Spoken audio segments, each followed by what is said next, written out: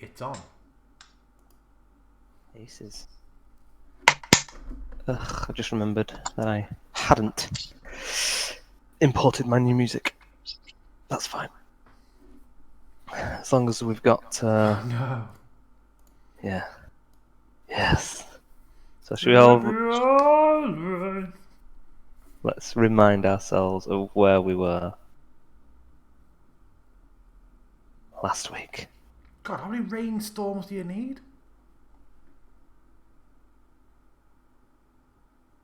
That was a very weird question to be asked. Out of the blue. So I was on the music tab. I'll roll the shanty music down. But that was just a little reminder of what's being sang. Background. We are being bombarded with psychological warfare. Pretty much. I've got three. Because the thunderstorm only started happening when the shanty was being sang. So, yeah. Otherwise, heavy rain. So, who wants to give us a heads up of what happened in our first session 2 weeks ago? Okay, I will choose upon Torelios. You can tell us what happened. Recap. Well, we've been duped, mainly. We absolutely. And it's all Lutetia? How do you read it?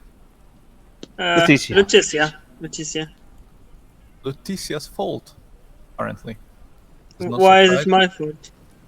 Well, it was your deal. It was collectively all of your deal. It was kind of this person approached. Mainly Yeah. seekers. That was the vibe I got last time, at least. Like, I might be wrong. Okay, so they lied to us. The man who organized the deal went back on his word and tried to steal the item that was target. Tried and succeeded. Yeah, he's still trying. Still trying. That's fair. Yeah. Sribbits do- Purdue. Yes, rabbits. And we had a small encounter with the people who offered the item. But our diplomacy was on point, and we quickly managed to defuse the situation. Or it escalated too heavily. Then we were chasing them. Then Seeker made several additional mistakes. And now we are all surrounded and on our way to early graves. On our way to backup characters. Sounds Maybe. about right. Yes. So you are currently in the city of Luskan, and you have found yourself pursuing Sribbits Purdue over the rooftops, through the streets, and found yourself in the middle of some kind of rougher area. And you are now currently surrounded by a motley crew of pirates. Pirates that aren't all odd, sloth-looking children, but that is the individual token that we've gone with, and they seem to be at the beck and call of a tabaxi named Caro, who is currently engaged with Torelios. They were all singing a sea shanty. Engaged yet? All started singing a sea shanty as they were chasing it, and it's seemingly brought upon this storm, and lightning's cracking in the air, and Carol drew his blade, and lightning kind of sparks along it every so often. Caro of Ship Calf, obviously. Caro Ship Carth, well remembered. Yeah, yes, remembered. Well read. Well noted. So, let's just jump straight into it. We were at the beginning of combat. Can you just remind us which of the pirates are bloodied and which are not, because I did not take notes for that. Sure. So the ones that are looking in a particular state is the one right below Seeker, Yep. and the one just above Gris. The rest are looking absolutely fine. Grease. Gris. And one of them, I think the one below me is still under the influence of the spell Heat Metal, right? I'll take your word for it. Yes, I do believe he did drop.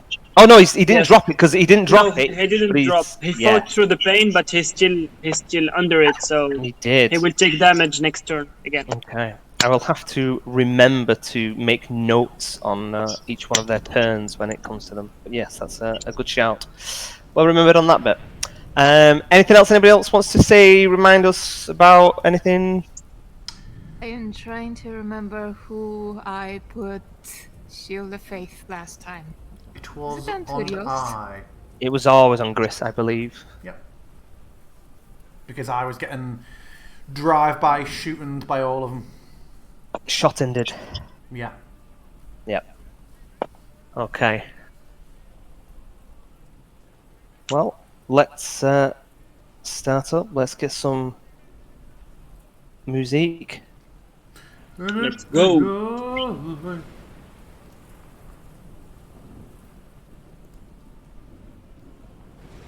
I keep going to check my stream chat. It's so weird being in Streamlabs OBS, recording, not broadcasting. Very strange. Right.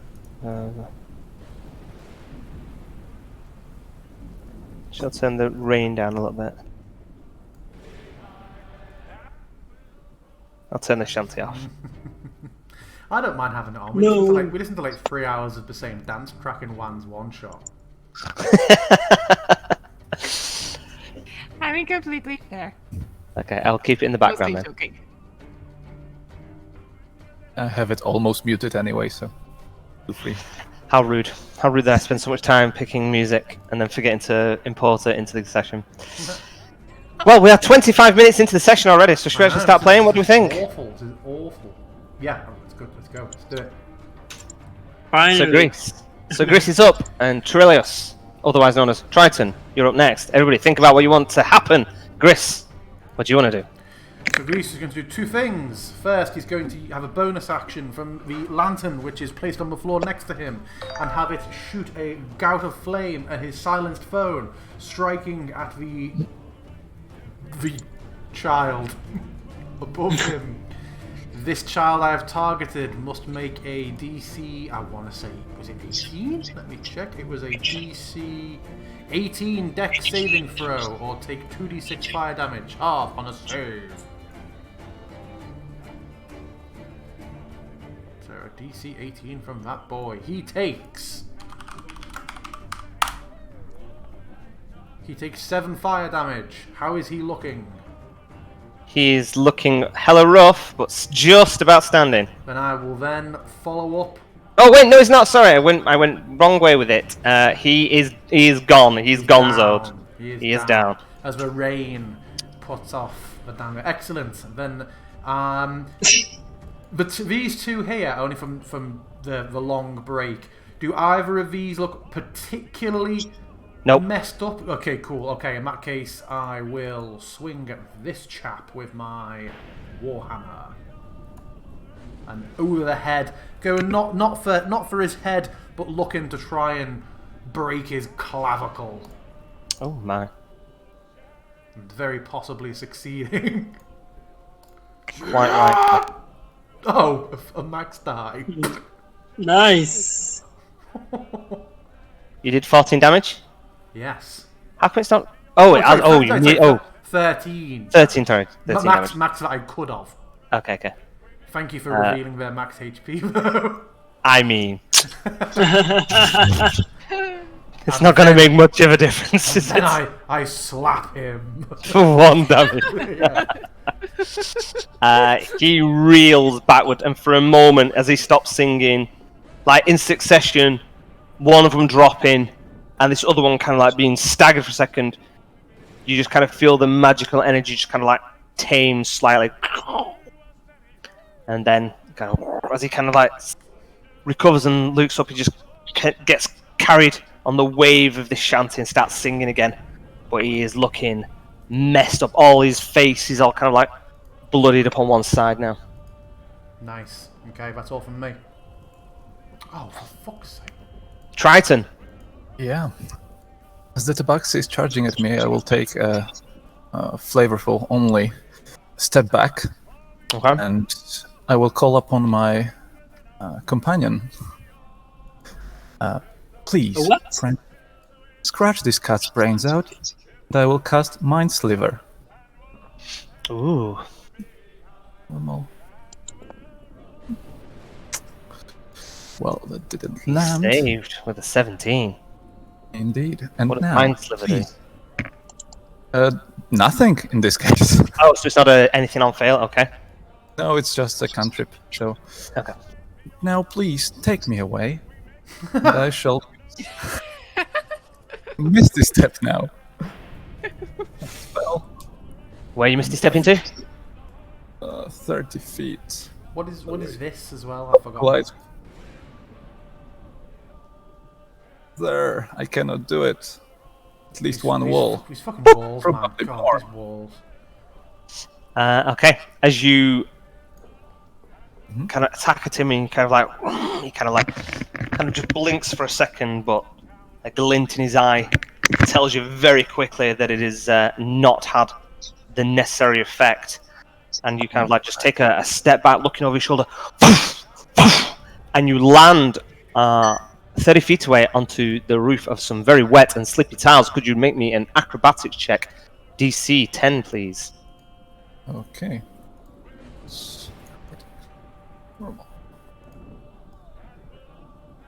No issues at all. No issues. You kind of feel your feet go a little bit, but you kind of like steady them quickly, and like a hand to the peak of the roof kind of keeps you up. And I will move Okay. another. And I'm still colliding with walls. Yeah, there's going to be walls everywhere, because... Okay, bear with me 1 second. You going over there? Boop. Yeah.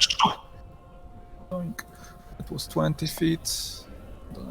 Yeah, should be fine. And that's all. Okay. Hmm. Interesting. Running away, coward.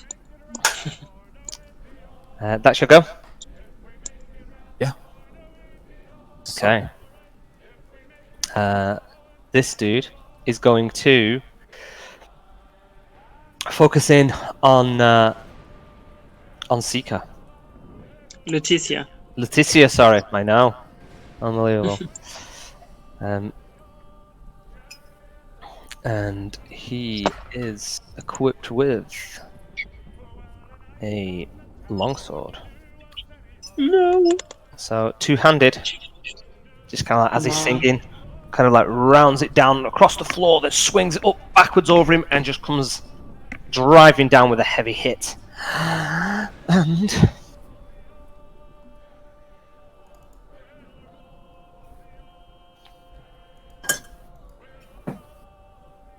ooh, have you got anything you can do about it? Nope. Just take it like a woman. Take it like a woman. Tough. Okay, two-handed, going in versatile.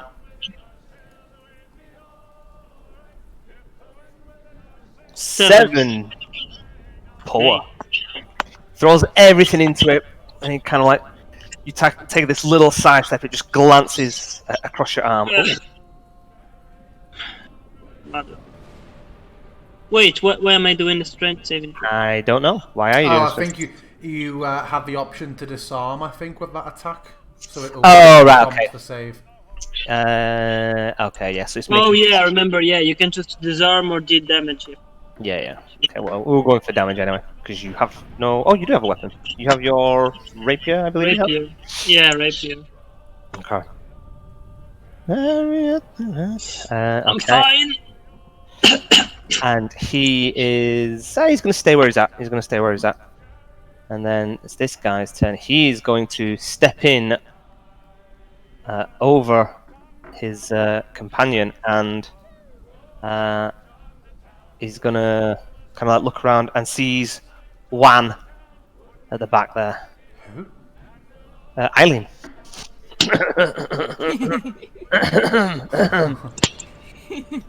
um, he has a light hammer, and he strikes at thee thoroughly.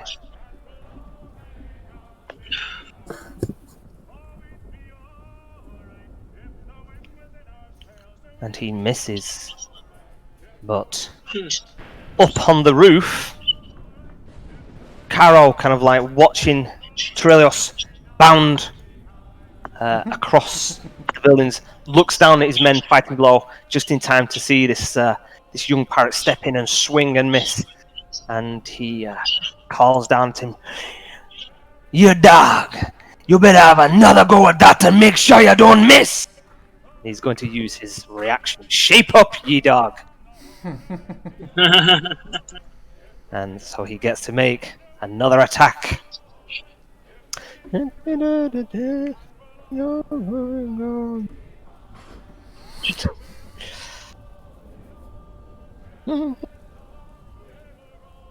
Yes. He is not compelled. He is not. shaping up. And Caro growls at him, but the pirate is kind of out of it. Doesn't really kind of respond in fear or anything like that. Now, this boyo's little job. He's gonna have a go at Mr. Gris with his long sword, and he's going in two-handed. Hold on, because I think my AC needs to be actually higher than this. Do I still have shield? Not that it matters. You say I do still have your shield, do I, Juan? Yes, you do still have it up. It should still be up. I think that was actually the last thing we did last session. Yeah, so my That's why I was asking. AC at the moment should be 90. Oh, it keeps changing because of that. Right, yeah, I need to make a Shield of Faith effect and add it on. So, add effect. Remember, this was a problem last time as well, because it was applying, but it wasn't staying on for the entire duration. That's fine. It was strange. I've got it sorted now. Well, it's about to be sorted. You're sorted? Attribute armor class. Add +2. Done. I'm now. I'll just need to remember at the end. You have to let me know when it's come off me, so I can toggle it back off. But yes, if another attack is coming on me now, it's good to go. Okay. Cool. Okay, it is Caro's turn. He is going to.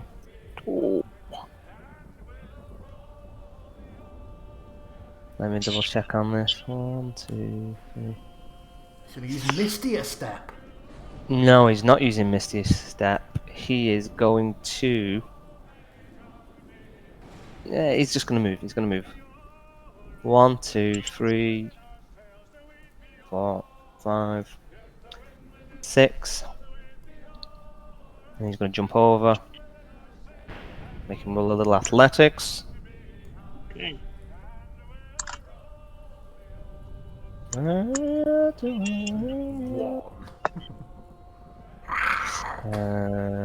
Hey, could happen.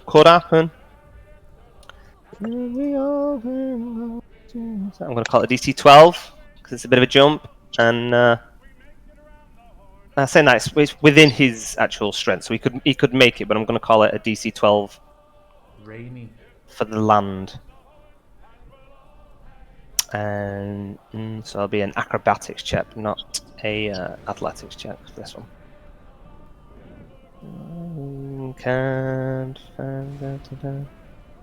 I don't know. It makes more sense to be in athletics because it is part of his jump as opposed to just to balance him.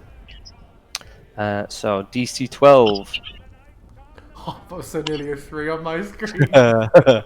So that was 1. What did I do? 1, 2, 3, 7, 8, 9, 10. So it's pretty much on you there, but he has Nothing left. So he is pursuing you now, Trilas. Trilas is going to be fucking Killed off by Make- himself in an alleyway.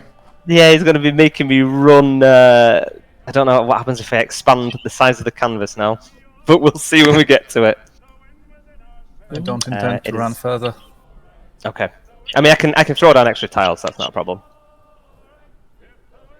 It is Agatman's. Oh well, as he's running over, you kind of like just see this glint and the electric kind of like streaking across his sword as you see him kind of like. You've got dark vision though, yeah, Terios. So you can kind of see just this grey streak, just kind of like jumping so deftly across the rooftop, just skipping from peak to peak, and reaches you, and then kind of like reaches the top of this point, and then kind of like slowly, kind of like walks towards you. Another little smile. You think it's that easy to get away? This is my land. I walk these rooftops all the time. Agaman. Oh. Lutetia. Yes. Your turn. Yeah. I'm gonna first use my bonus action to ignite the pommel of the sword that the little kid pirate in front of me is holding for 2d8 damage. Okay. And roll 7 Nice. damage.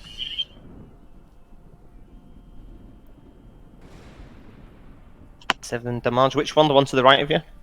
This one. Oh, okay, the one this below you. Yeah, Oh. I think it was this one, yeah. What is it you've just done?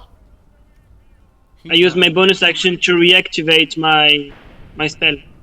Oh, right, yeah. Cool. Because he's still holding the weapon. Does he not roll again on it? No, so either he dies, or he rolls to see if he dropped the weapon or not. So does he roll to see if he drops it again now then? Or Yeah. does he take the damage anyway?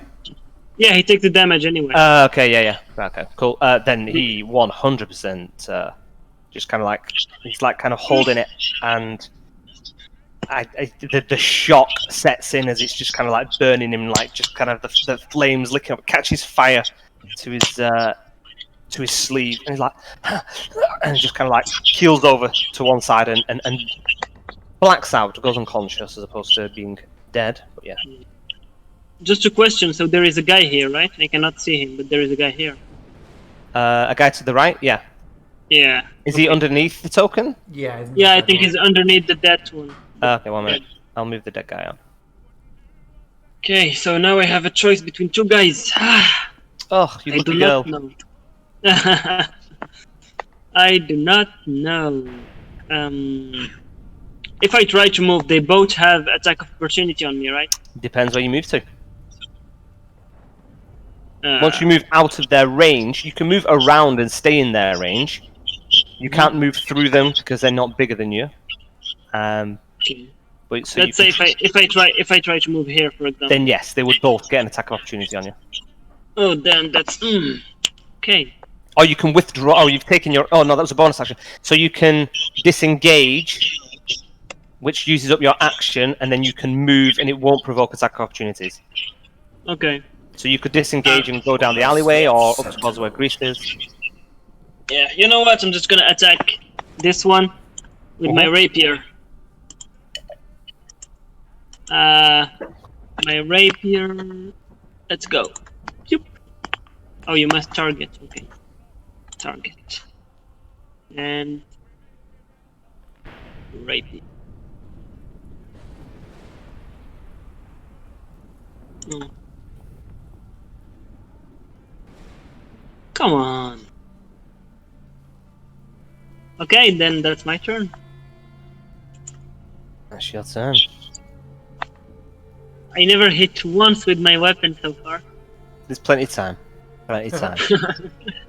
I'm gonna die. So the one who has seen better days, he's still under the effects of this shanty. So he's not running, he's not fleeing, he's not showing no fear. He's just going in. and he's going to try and disarm Grease.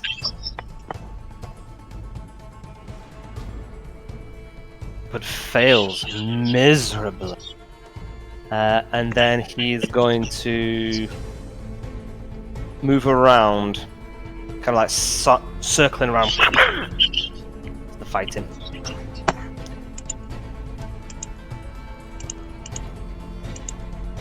Eileen, come on. Oh, that music's gone very loud. Just a bit. Looking over what's currently happening here, I'm going to be targeting the one that has been trying to hit me up until this point. And I'm going to use a mace.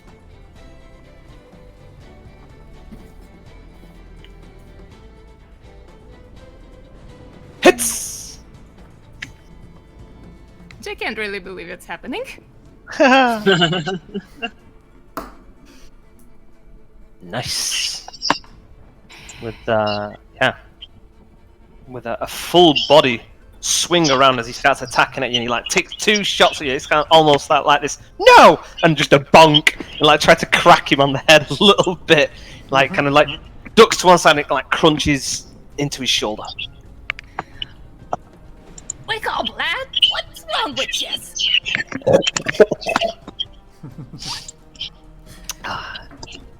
Okay, I nearly spat my drink everywhere then. Wasn't really expecting that. Very good, very good. And I think that's my turn. I think I'm just vaguely aware that Turios is not with us right now. Possibly. I'll tell you, I'll give you as a roll me a perception check because you've been fighting. Everything's been going on. He was up there and he kind of blinked away. Roll me a perception check. We'll call it DC 12. Just for Eileen.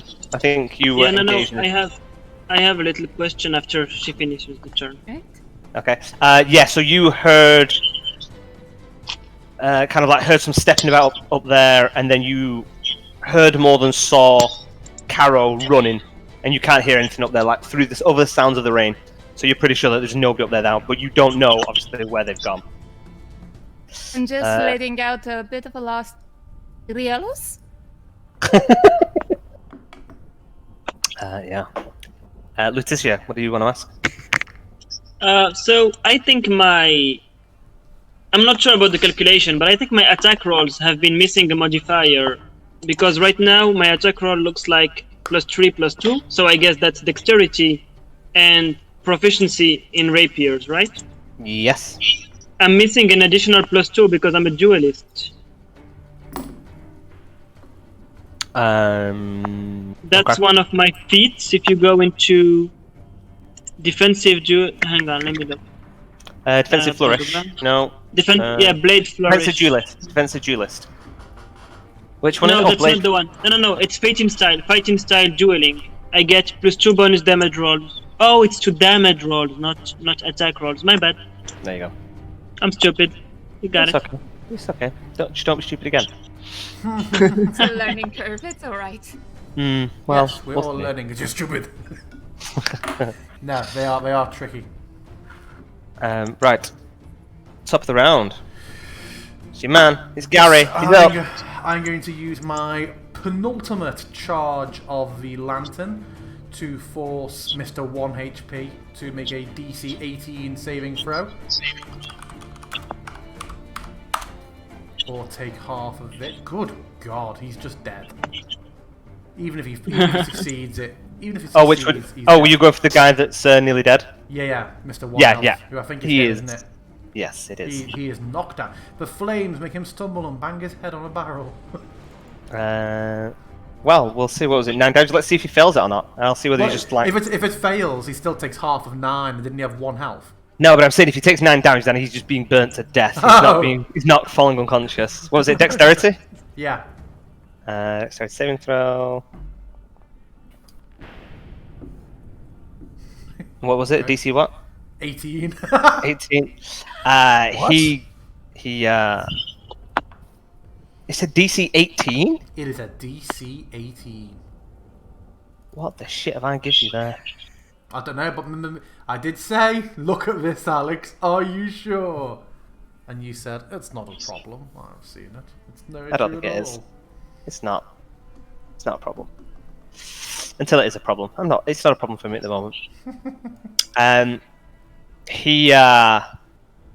He just ignites and is engulfed in flames, and his eyes just kind of widen, and he's like singing as these flames are kind of like licking up into his mouth, and then he just like for a moment there's this kind of like there's like clarity through the flames where he stops singing, and there's a moment of panic as his skin starts blistering, he just keels over. Okay. And then I will swing at the one that is making advances on Eileen and Lutetia.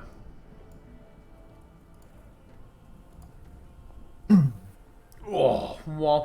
Oh. Okay. Natty one! That's all from me. Yep. Badly misses, your weapon goes down the well!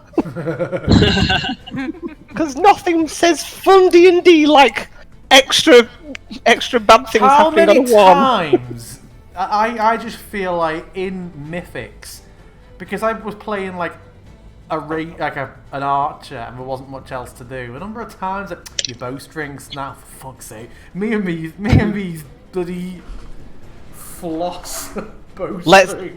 Let's just confirm that we weren't playing a D&D system. We were playing No. an Edge of the Empire system. Yeah. So it's when you rolled the worst thing. But yeah, it was dental floss strings. You were just too powerful. It was your +6 dice. You were just pulling it back too far. Right. So I think now, my turn is about over now. It is. What do you want to do? What Well, are you doing? First of all, I'd like to start circling around him as he Okay. approaches. To move myself there, 10 feet. I'll start talking to him, since he apparently is very talkative. You are chasing what you think is easy prey while your men are dying. But I'd love you to be the one on the run. I will cast subtle dissonant whispers. Not subtle, hastened dissonant whispers. Sorry, I don't. Okay. You are, of course, going to tell us what this does. I'm sure. Oh, yeah, If I it will. succeeds. You've never been? Yes! That's good. So he takes 8 psychic damage, and he has to move his full speed as a reaction away from me. Oh, okay. I'm gonna make him That's why go. I like- I mean, you what? So you wanted to run? You wanted to run off the thingy? Okay. I mean, I can do. It's not a problem. Yeah. 1, I want him 2, to go away. 3, 4, D&D equivalent of off your 5, 6, 7, 8, 9, 10, 11, 12. He is flooded. Well, Kind of like his eyes just widen. What is the effect of dissonant whispers? What's the description of it? I mean, it's discordant Not the whisper mechanics. that happens in his mind, basically. Okay. So as he's kind of like watching you, he's like kind of watching your mouth move, and then he's kind of like got this little snarl on his face, and he just kind of like as the thunder cracks, like every time the lightning strikes, he's hearing these voices kind of all around him that are angered by the storm, and just 1,000 voices falling on every raindrop, and his face just drops, and he turns like just absolute bolt in it, which is a face you've seen many times because this isn't the first time. You think your first time to the ball, yo?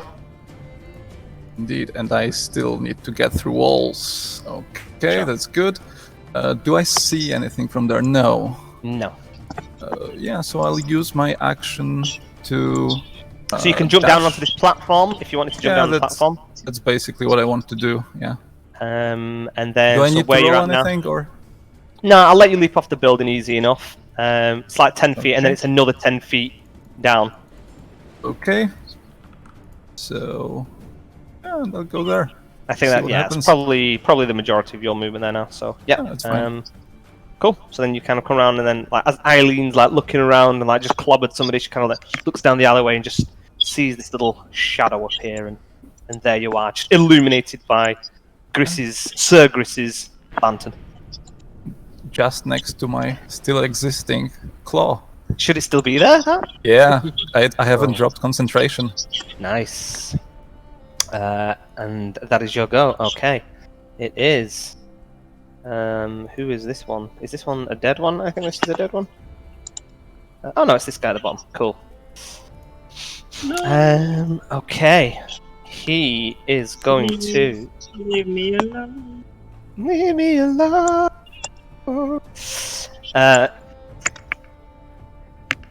He's going to assist his pirate companion.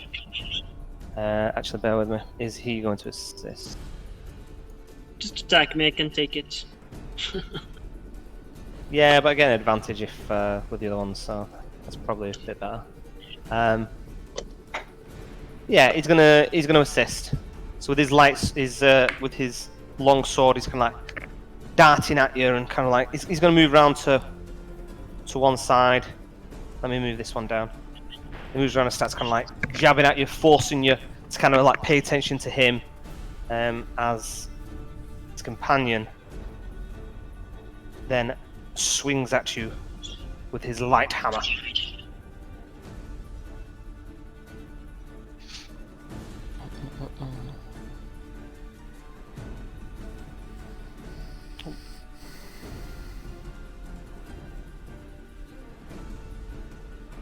With advantage.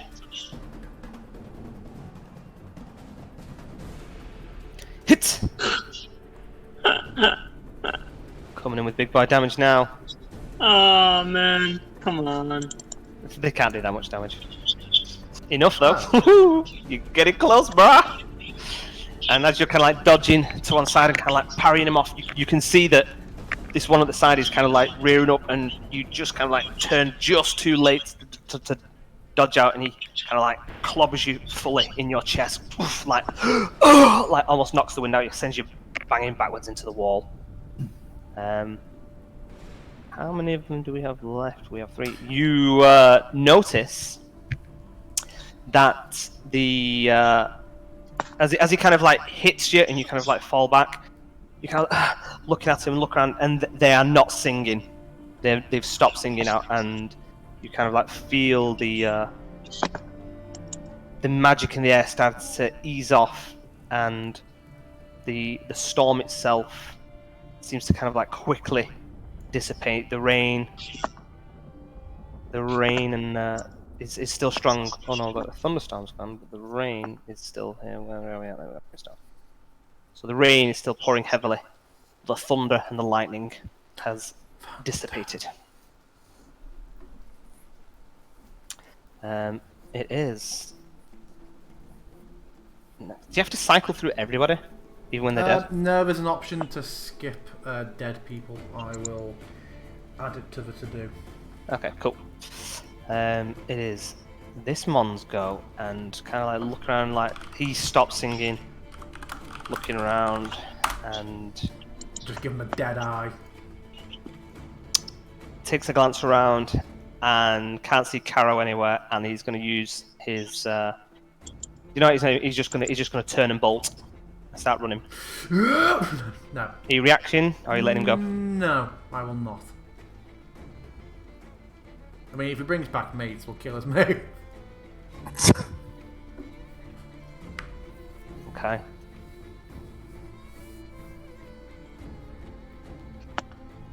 What is the effect of your spell? Is it just a one-time hit? How long does he run for?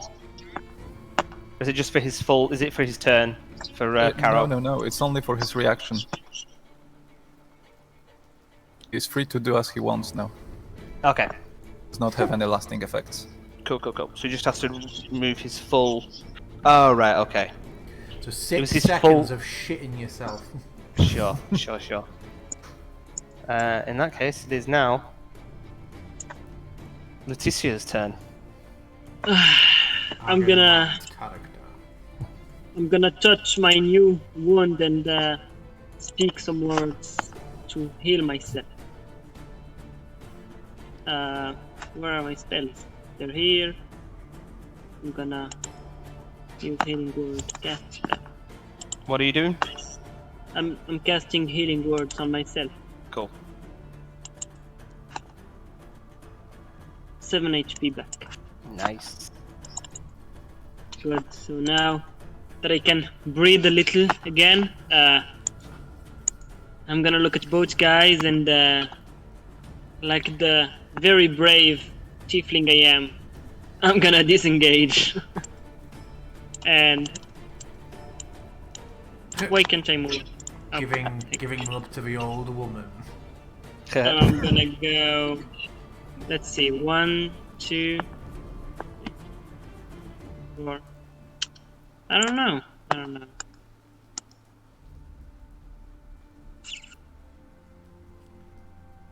You can move your character with the arrow keys, by the way. You don't have to drag. Oh, really? Yeah. Oh, yeah.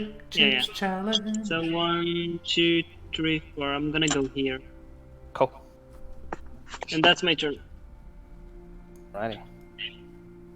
That guy is burned to the deads. What, this guy's dead? The one no, not that Oh, one. The one okay. above.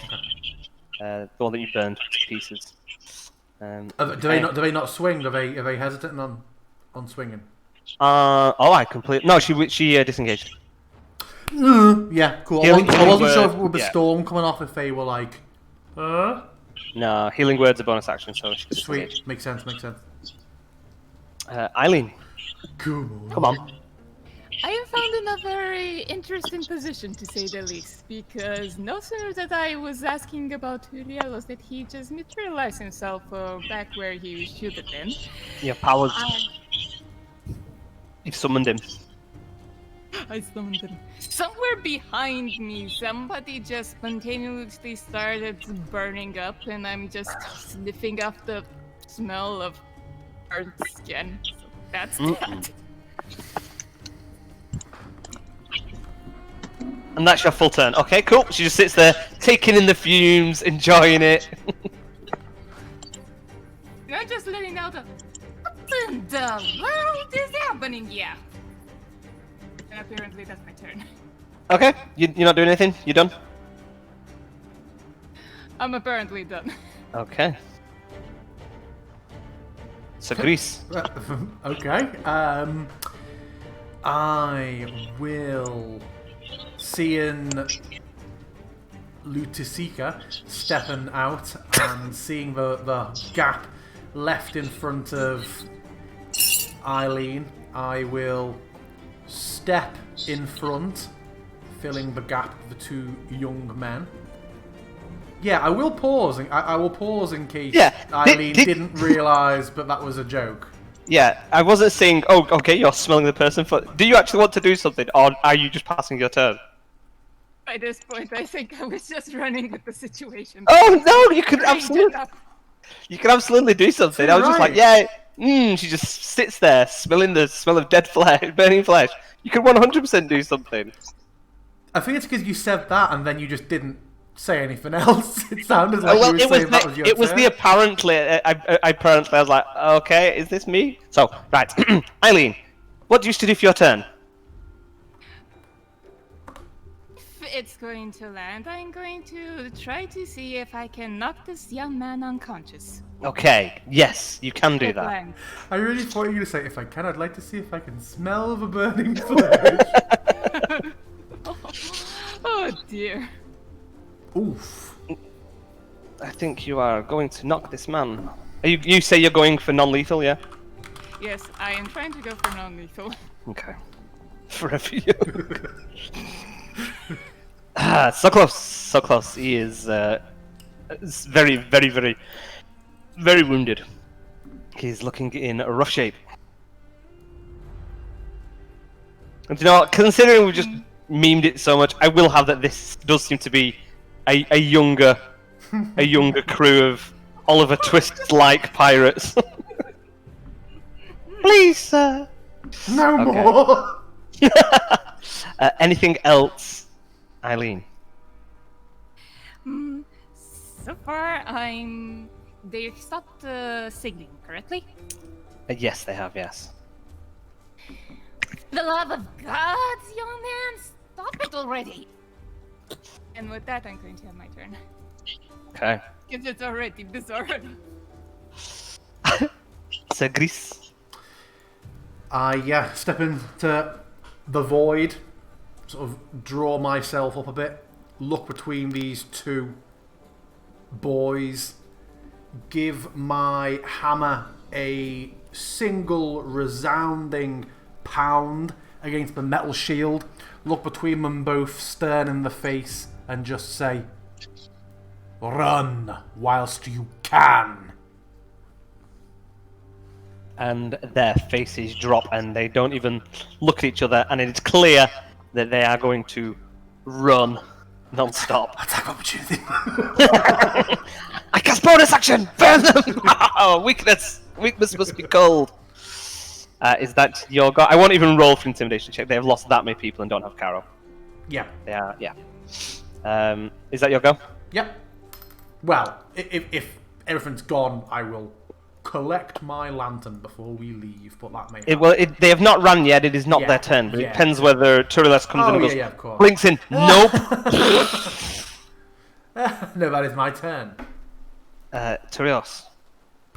Nope.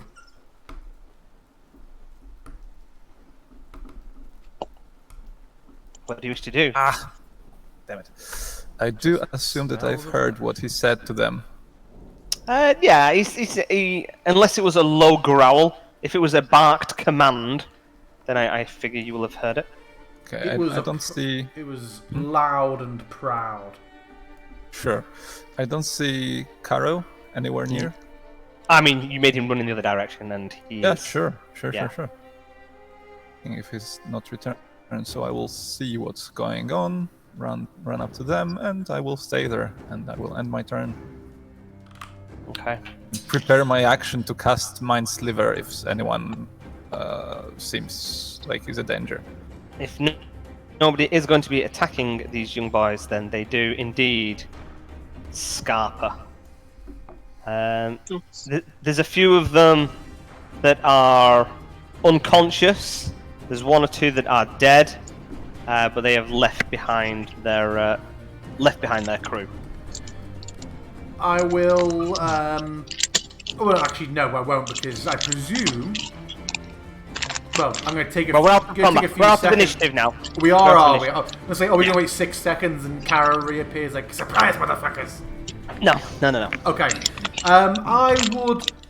Oh, sorry. See, Letitia, have you got a headset or something you can be using, because the pickup noise is really bad still. I wasn't sure if you got one since last session. He's just chewing something, I think. Right. Okay, how is it now? Exactly the same. Yeah, well, this is my headset, so I don't know. Good lord. Okay. It should be. It should be better. Okay, cool. If any of them are, I'm sure it isn't raining that heavily, but if any of them lie on their backs with their mouths open, I will not particularly gently move people like face down in puddles. Okay, into puddles. No, It's a pole. no, and collect my lantern. Okay. To you guys, what do you wish to say and do? You are surrounded by broken, battered, and burned bodies of boys and girls. Whatever. That was a lot of alliteration. Whatever we decide to do now, I do believe that we should move quickly. We've only lost about 30 seconds. I let out a Indeed. rather defeated sigh looking around me. The Tabaxi might return, and I don't wish to be here when he does. Lutetia, can you... No, wait, who did locate object? Whoever had located the object. Is it Chelsea. you? I'm Yeah, it looking- was you. Of course, yes. I'm yes. looking at my compass right now. I'm looking at my Which- compass. which Do I way? see- We haven't do I lost see too much- anything? Yes. DM, do I see anything on my compass? I mean, it is Yeah? still Okay. pointing off in the same direction, which I think was due east. Yeah. East? Okay. Yeah. Like each round of combat is like a minute, so yeah, you lost about 5 minutes, but that's it. It's been a temporary hold up. Each round is a minute. Yeah. No, it's each a 6 turn second. No, each turn's 6 seconds. Each thing Yeah. is 6 seconds. No, each turn is What? 6 seconds. So a combat is like a minute if it's 10 turns, right? I always remembered that a Yeah. round is 6 seconds. Yeah, that's what. Yeah. Yeah, because everyone has 6 And seconds. everyone's but it's acting at the same, 6 the same seconds. time. Yeah. So it has been. Yeah, you've lost very little time at all. Okay, so let's I continue. start running and tell them follow me. We can still catch up to him. Okay. Then So where can do we you go? roll me? This way? Well, I mean, you don't I'm need. going to get a lot of swearing at this point in time from the rest of the team, but I will invite them to keep pursuing and leave an old woman to do her stupid little thing. As I'm kind of looking over, well, both the unconscious people and the dead ones, and I should get to work. Have we been with you long enough that we would know what it is that you do in this situation? This is probably the first time where we encounter such a situation, to be perfectly honest. So probably not. In that case, I wouldn't know what you're intending to do, and I'd be like, Eileen, come on quickly, whilst we can! Getting away! I'll catch up to the lot of yes. I will not be leaving you here after what just occurred. We can come back and deal with this. Come. There are Very ones that quick- are. Very Sure. quickly, Nope. at least, I am just going to. How many of them do I see that are definitely still alive? I think there's 3 alive, 2 dead. 3 alive, 2 dead. Alright. I would realistically know this, but if I would spend my time healing them to enough for them to get off that door. Well, I mean, the ones that aren't dead, they're just unconscious, so they will come back around anyway.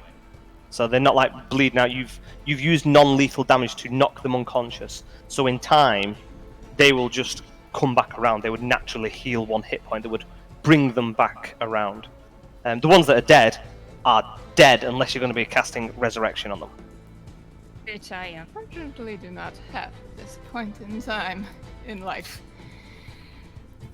So unless you're wanting to do it in more of a narrative context to make sure that they're not dying, then, I'd say you spend like a minute on each person or something. We don't have time for this. Let's go. This is still important for me, kids. Avalon, I will catch up. We can't leave you alone.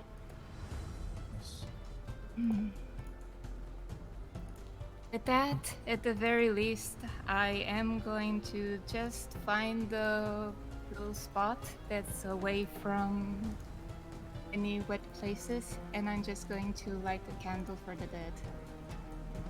Okay. Just a moment, and then I'm sorry. Move with the others. Okay. So whilst Eileen's kind of like moving off under this little archway bit in front of her, and kind of where there's like a little bit of a dry spot up against the wall, she's kind of like fiddling through her pack, gets out this little dark candle and lights it. And meanwhile, Seeker's kind of got out, trying to get trying to get bearings. Roll me a DC 12 history check. Seeker. Sorry. Okay, but my good to name is see ya. Leticia. Yeah. You keep misnaming me. So you said history check, right? Yeah. Did you presume my name? Five. Okay. I'm on So fire today. you feel like you got turned around in this place, and it's quite hard to. You kind of like got a rough direction that you need to go in, but navigating the streets is not easy. I'll activate brain talk. Oh, okay. Okay, so Eileen lights the candle, says a few words, and then you all collectively start moving off. I swear to God, Eileen, if Ribbit gets away by 6 seconds. We Uh, we will come back to this well. Okay,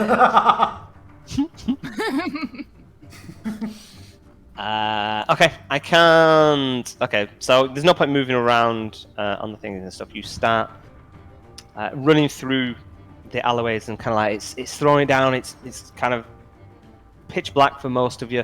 Kind of like come to little junctions left and right, and you're just kind of like going off instinct alone now, just trying to kind of navigate your way through. And after a few minutes, you realize like you're just getting turned around.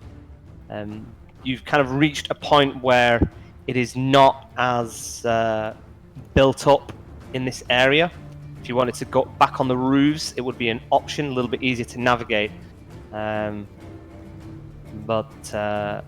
obviously a little bit more physically taxing to get across the rooftops. What do you want to do? Look to the others. Well, to Seeker, to Lutetia, lead them away. Yeah, I think we can stay down for now. Okay. I don't want to meet with the kitty cat on the roofs. We'll be hidden this way. Okay. Roll me another survival check or a history check. Okay. Let's DC go. 12. Survival or history? I I'm thought gonna you were going to go make them do with deception for saying to be safe from the cat. survival. Let's go. Yes. Nice. Okay.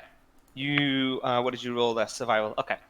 You Survival. are starting to kind of run around, and as you're running down these back streets and kind of like casting a glance to one side, you see it's a little bit more lit down one alley, and then you run again, kind of like keep going down, and you see another well lit, and it kind of makes you realize you started running kind of like adjacent to a main thoroughfare road, so you kind of cut on it and it opens up a little bit more, so you've got a bit more of a wider street. You're not in all these little tiny back alleys now.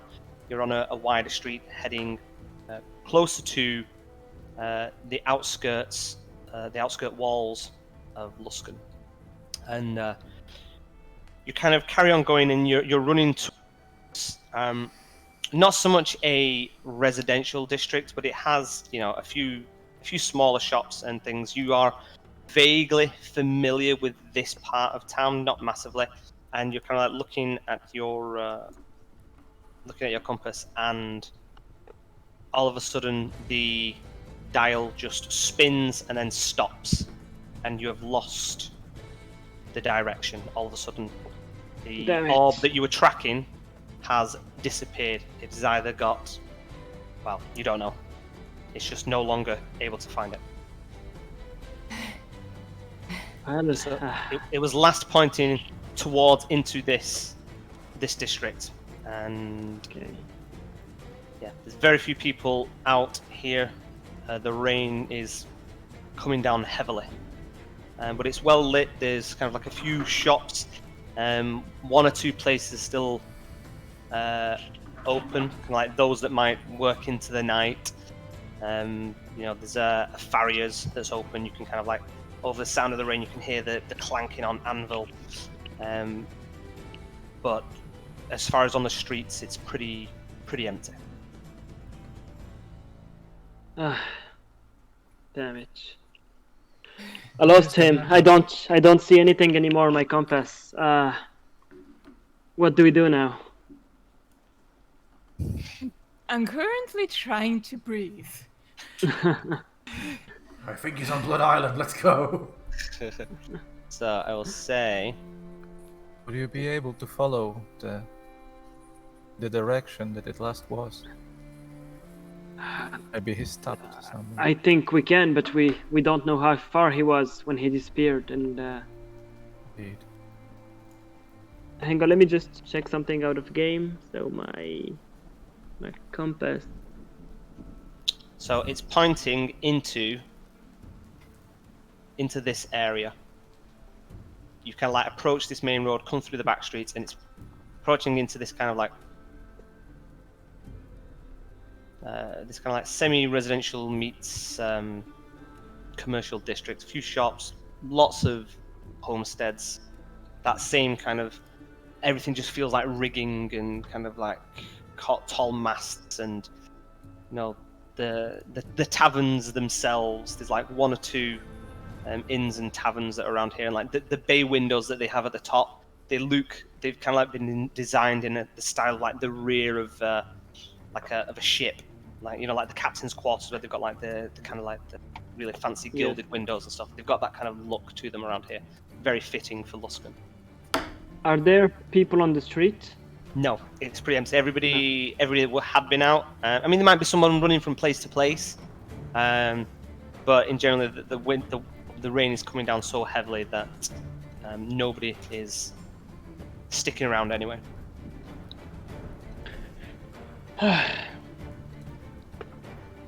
Should we ask around in the taverns, or I mean, he must be far away by now. So he was running from the direction. So you were running in. How do I draw? Let's draw a line. I will draw a line. So you were kind of like coming through this way. Why is it not drawing? There we go. So it's kind of like coming in this direction. So this is the direction that you felt it was. The arrow was the compass was pointing in as you approached, and then it's disappeared. So obviously you don't know how far in or whereabouts he is. Yeah.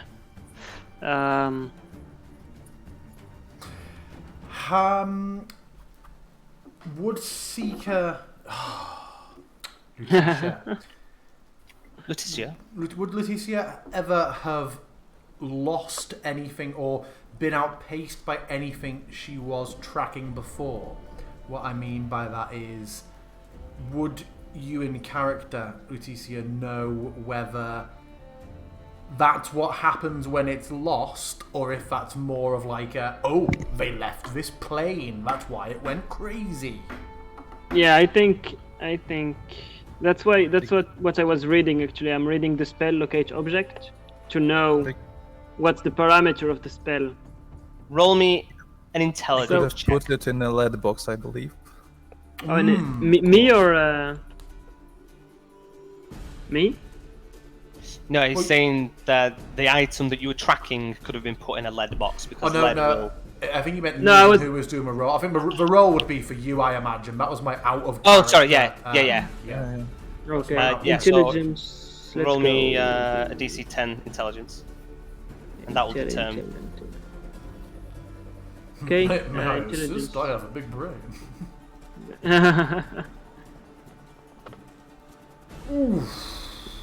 Smart girl here. Smart girl. Clever Okay. girl. I would say that you realize, and kind of like combined with the general rough knowledge of the layout of this part of the city. You have been here for a couple of weeks. If he'd gone beyond the range, then he would either be very close to the wall or maybe even over the wall. And with that, I'd say that you're fairly confident that it didn't go out of range. It has suddenly disappeared. It was at the edge of it was definitely at the edge of it, but it was always kind of at the edge. And like when you got lost that little bit, you could feel it getting that little bit fainter. Yeah. So you have reason to believe that he's in this could potentially be in this general vicinity, or as Gris has said, could have disappeared. He could have suddenly gone beyond 1,000 feet. To fucking never real. So what do you want to do? Collectively, this isn't just on Titia. Do we go... You're all somewhat familiar with the city. You've all been travelling together, so you kind of have an idea. Do we go door to door? Do we go back to the Dogsmead to plan? Or do we go back to the Broken Yardarm and explain and try and rally some help? What do we all think? Honestly, I think looking at how he outpaced us and the powers he seemed to have, I think if he just wanted to hide in a crowd on or be far away from us, he could do it. Let's not waste our time just, knocking door to door, or looking around. We basically know where he's going, right? The artifact has had a big, a great energy coming from up north. So, we want to find. Ooh, you suddenly cut out massively there. Yep. You went real quiet. Can't hear you, man. Yep. So, I said if we basically know where he's going up north. That's what. Do we know that? I mean, that's the energy read I got from the orb, right, DM? The energy read, you got the read that it was of Netherese. Netherese isn't necessarily of the north, but there was talk Oh, of. sorry. Yeah, so there was talk of initially that there was an expedition that was happening in the north, beyond the spine of the world. Do you So- believe So that I he's- misunderstood that. Do you believe that he is now on the way north instead of just trying to push it to someone else? Get some money out of it. It's one big bait and switch by the DM. We're actually going south to Kalamshan. Ah! The desert campaign. One way or another, we are going to meet other people, and I suppose we should look somewhat more presentable. My friend, if you would.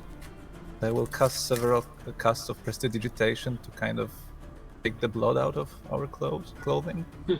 Because I believe that there was quite a bit of it. There was a bit of blood, yes. So which direction are you guys heading in now then? What's your plan? My primary concern is that the Suljaks already think that we acted in concert with Sribbits. They will see this as part of the extended ploy. We will have to go and explain and account to them, I fear, or they will continue to think that this has all been a ruse. So far, that makes sense. In my experience, they're not going to let go of treasure that easily. Especially not if they've been appraised at what? 4,000-5,000 gold, did they say? Indeed. Around that much.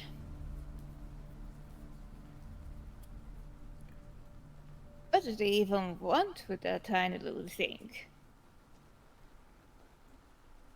That's a Ugh. good question.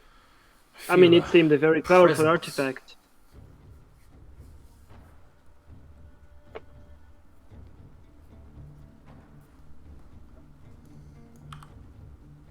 You're all still stood out in the rain, I guess, at the moment, in the middle of the street.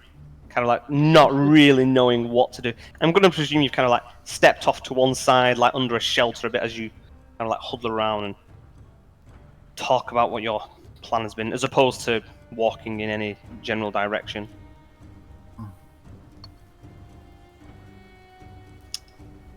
What do you wish to do?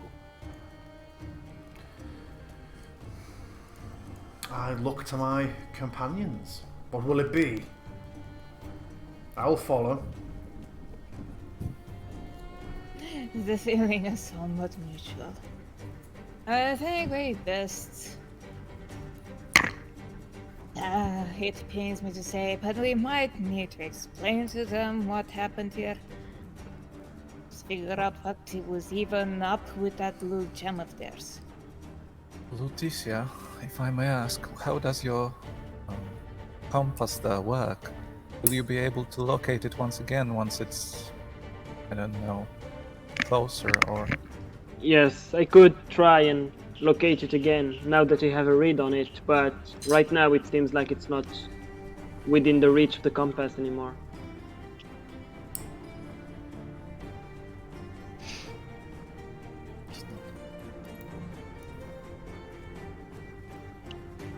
What time is it right now? It's night, right? It's Yeah, it's nighttime. probably kind of like coming into like 9 o'clock ish. Okay, it's still early then. Okay. Yeah, it's not like crazy lit. That's why there's still a few shops and places open. Yeah.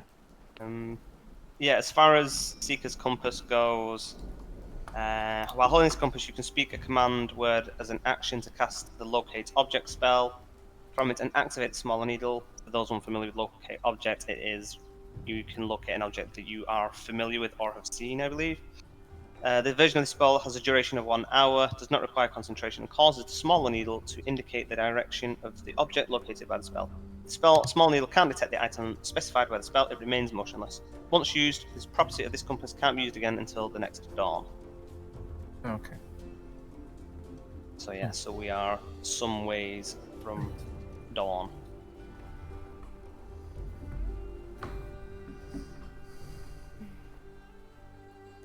How did Ribbit find us?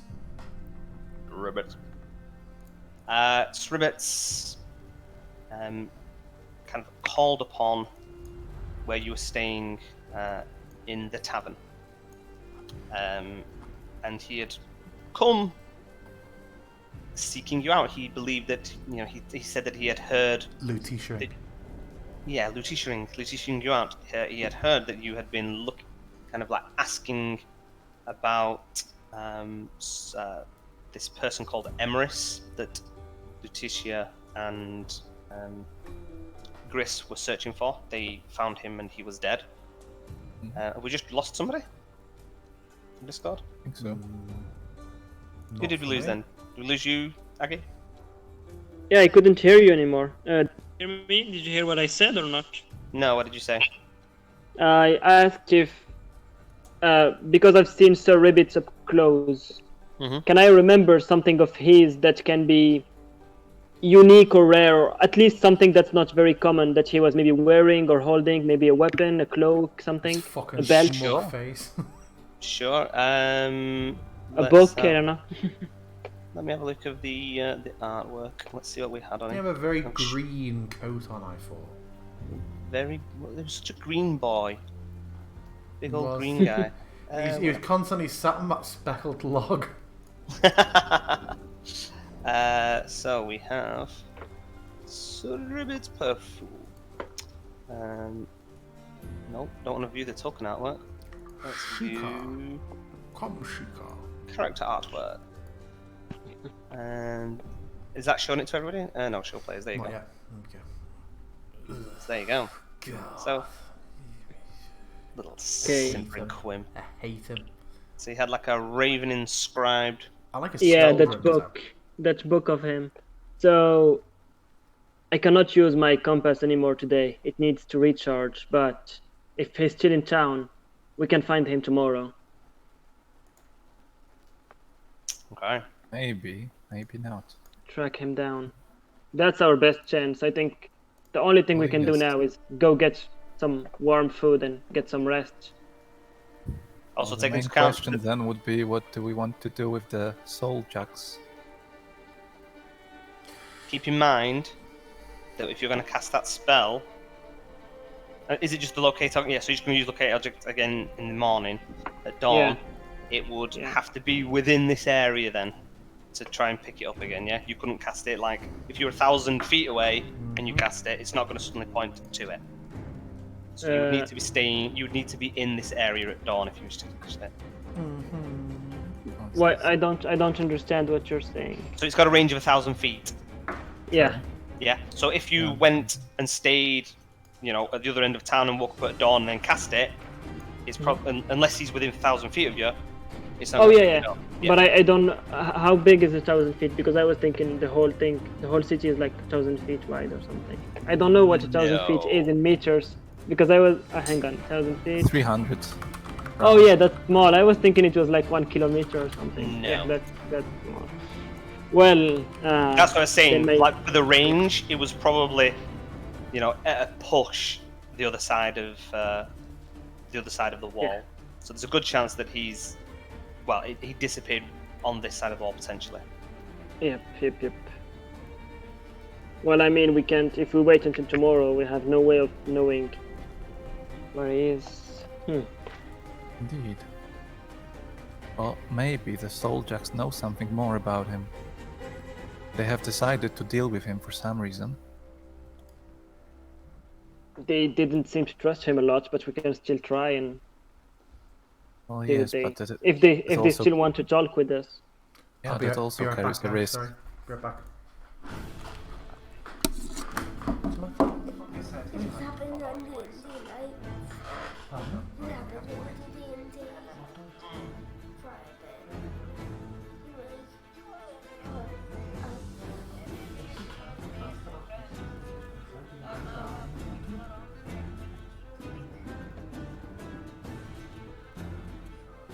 I mean, they might think we are friends of their enemies, for that matter.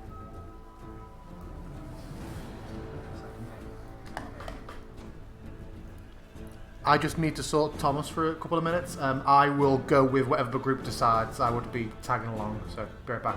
I will not. I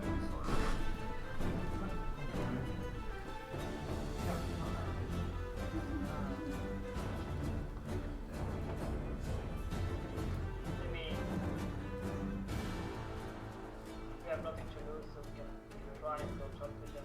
Maybe this talk with the expedition was not only a trap. Maybe they know something going.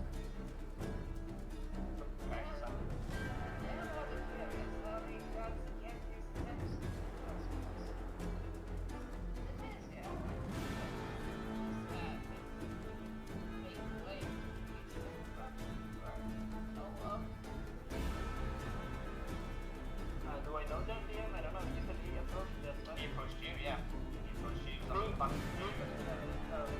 Yeah. I mean, you were with the group when you were all traveling together, but he had approached you saying that, I believe you've been looking for something. Yeah, you're looking for this artifact. You mentioned Emmerich, you were trying to find stuff out. You don't know the connection or anything.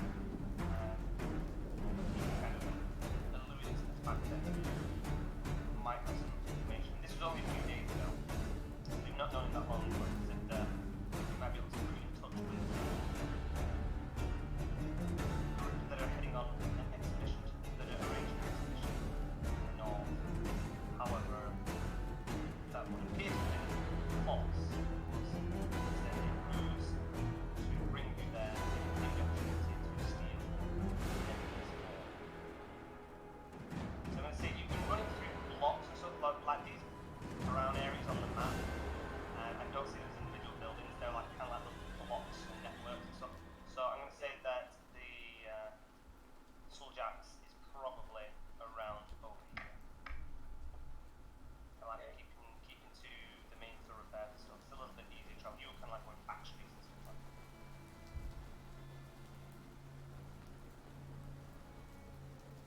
Well, I mean, instead of just standing there in the rain, might as well go see the subjects. They didn't visit.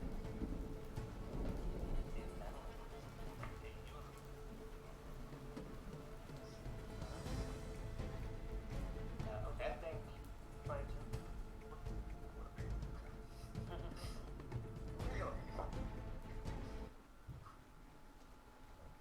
Would be a show of goodwill, but do we trust them not to?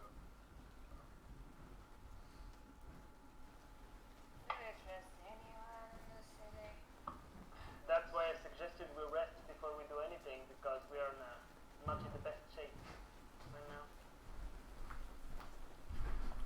I don't think we can withstand another encounter with crazy pirates. The problem we kind of have is that we have two sets of crazy pirates on our, well, neither regions. First is after us because of a missing gem. The other one is after us because we didn't pay a bloody toll. So what is it to be? I tuned out for a moment there. I apologise. Just listening to nothing but the rain. So if you are wishing to rest up, are you going to do it in a back alley out in the street somewhere, or are you going to just find somewhere? Would not go back to have a dog's meat. quiet?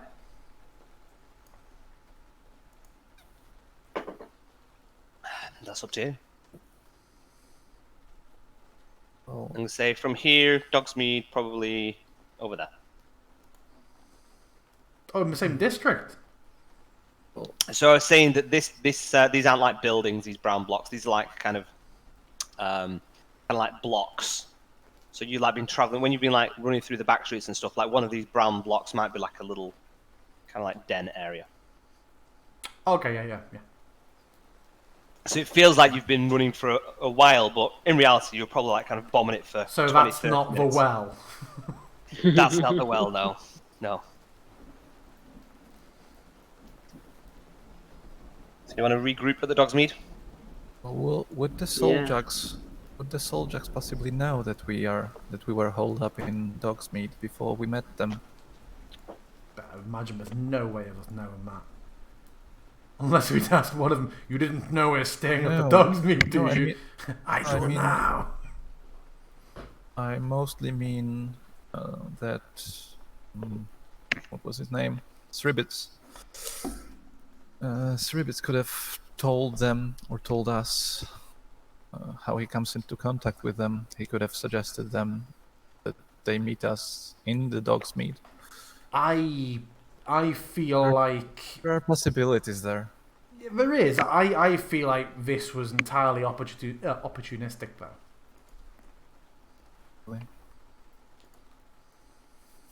So Sribbits has never kind of like said who he was bringing, as far as you know.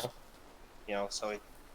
But there's nothing to say also that he hasn't said Sure. who these people were, where they're staying, where you can find them.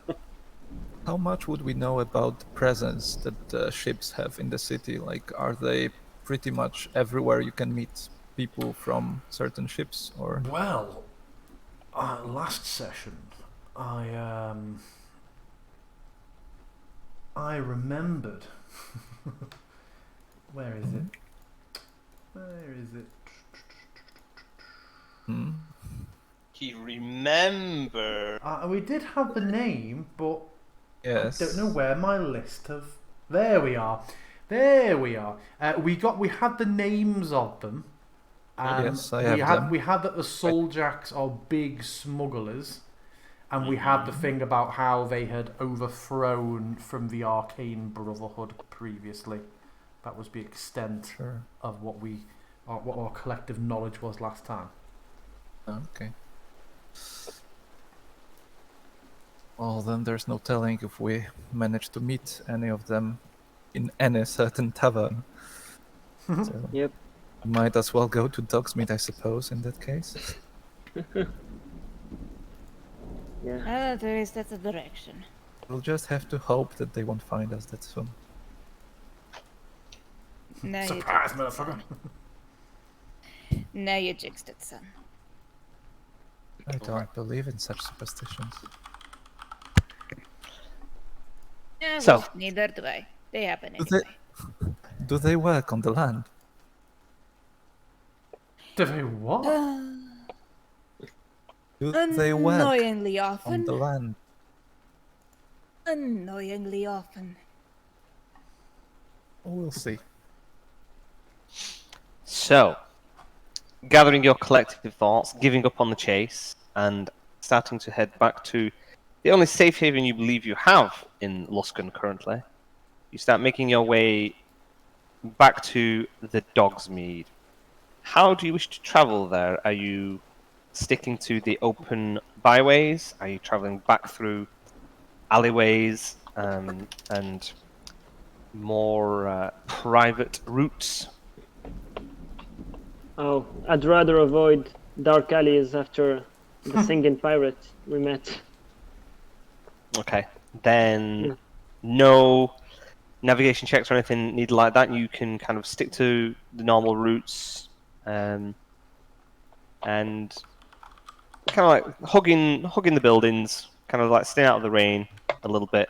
I mean, maybe Turios isn't. Maybe he enjoys a bit of wet on his head. And pretty soon you are approaching the Dogsmead, where you have how many rooms? Do you think would it be, ladies and gentlemen, divided? Well, Oh, it's I- awkward, I isn't it? sleep Because we met. We were in. We've been traveling for Met- like a few months together though. I think I would like my own room. Yeah, Okay. Lutetia doesn't share rooms. She needs her space. I don't mind any and all presents. How very bohemian of you. Okay. Then Unfortunately, Eileen is very private. No worries. Oh, he's gonna be alone, fish boy. so Gris is having his own room. Eileen, you all having your own rooms. Yeah. Yes. DM's Okay. like so many Think so. opportunities for ambushes. Yeah. Okay. So you approach. Oh, unless there is something like a common room, like it's a pretty. Would there be something like that? As in like a hostel type area where there's multiple people staying? Oh no, Yeah. there's loads of kids in here talking about a gap year. Will you tell me? It's a pretty popular concept, I believe. I'm not sure how you would think about it. It's entirely Like to a, whether- like a dorm sort of thing. Yeah, like it's the cheapest kind of. Well, that all depends on how expensive this town is. Whether you would have stayed somewhere cheap or somewhere decent, or not. What do we think? I would have steered us towards somewhere that had a bit more comfort. Okay. Definitely. Yeah, okay. Then we have. we each have Gris our own Sauvant room. would not have slept in a common room. Then I will tell you what. Let's roll a d6. On evens, there is a common room. There you go. Okay. Sure. There is not. This is a little bit too high class for a Elite. common room. Okay. Yeah. Okay. Yeah. 4 rooms then. I think Gris kind of steered people towards somewhere that had an interesting dining. menu more than anything Yeah. else, and the places that have the finest menu generally don't cater to those that require a common. If I make a suggestion, I think Gris just saw how the lot of us have been living up until then and became offended. If it Quite was, I possibly. didn't hear that. What you say, Eileen? Oh. I was just suggesting, at one point I think that you just saw how the lot of us have been living up until this point and just became offended. Yeah. I must. Well, I mean, how does Letitia normally travel? I imagine from her own tavern, it is one that is of comfort. Yes. Would she Exactly. be seeking that same kind of comfort, or is she happy to rough it? No, she's happy to rough it. She just needs her space. She doesn't care about having like the worst. As long as there is like a bed or even like hay on the ground, she can sleep on it. But she just needs her space at night. Okay. No problemo. Then we will say it is fully Gris and his tastes that have guided you this way. And you are approaching the Dog's Mead, and kind of like a faint light outside that illuminates the swinging sign. That in kind of like broken up, slightly flaky paint, it says the Dog's Mead, and there is a picture of this tankard of ale, and it's like frothing tankard, and then just this dog's kind of like mouth over the top of this frothing ale. And it's lit, and it's quite a busy tavern. It's a 2-story stone-walled building, and it's got this small walled yard and garden at the back of it that you've kind of seen when you've had nicer days. Accommodation, there's plenty of large rooms with beds and kind of comfy woolen mattresses, and it also has a large stable behind it, which has rooms for horses and carriages.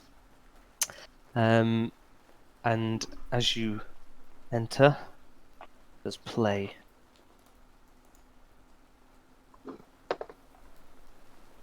Same songs over and over and over. This is a soul. And we'll cut out some of the rain. Rainstorm. There you go. Oh, see. So as you enter, you kind of like just absolutely dripping wet, pissed it down, and it seems like there's quite a couple of patrons that are in here that you've kind of like seen once or twice, like whilst you've been here, but it seems now to be packed with most of them. Anybody that's had any business or anything that they were going to do tonight, they've probably given it up as a bad job, and they've all come back.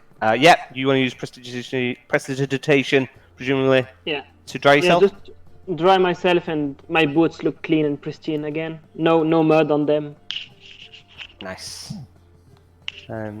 Dry yourself off as you kind of like go in, and as you enter, the innkeeper is a heavy-set halfling named Herod Rubag, who you've kind of like talked with multiple times.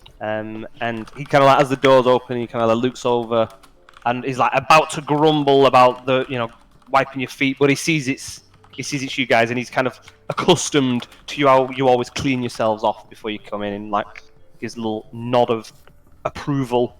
You've been in here for a few weeks, and he kind of like looks over at Gris and like raises his head, like, do you want your usual kind of thing in that kind of manner? A quite discreet nod. I have a question, DM. Would we know, during the time we've stayed here and been acquainted with Sribbits, would we know of any people with whom he would speak other than us? Like, would there be any of his acquaintances that we've seen or heard they know their names? Anything like that? His brother Taro. I say roll me an investigation check. Huh. I'll call it DC 15 because it's a bit after the fact with stuff. Sure. No. Okay. Every time you've kind of like tried to lead the conversation, he's been quite open about not disclosing people and all disclosing people's names. Very much saying, they want to keep their privacy. This item that they've got, this expedition that's been arranged, they don't want it to get out yet, so this is why I've approached you quietly. So he's kind of like been, you're starting to realise he's been bullshitting from day one. All the pieces are kind of coming together that he was keeping everything very, very close to his chest. But he was just, it seemed like quite a likeable guy, and it seemed like a good opportunity. But it's clear that he has pulled you for a ruse. So, as you're coming in and cleaning yourself off, Herod is pouring your drinks. What are your regular drinks? What do you normally go with? Something colorful and sweet. Colorful and sweet. And Okay. steaming. And slimming. No, and steaming. And steaming. Okay. Like some fruit liquor or something. Okay, he has one bottle of like this green Midori type liquor. It's the only thing that would float that kind of fruity nature in this pretty much pirate tavern. I take that. Yeah. And I ask him to, give it to me on your prettiest glass, please. And he has one set to one side that you've been using. It's like this little fine, kind of like sherry glass. This little fine, like, if you don't know, like a wine glass, but a really small one.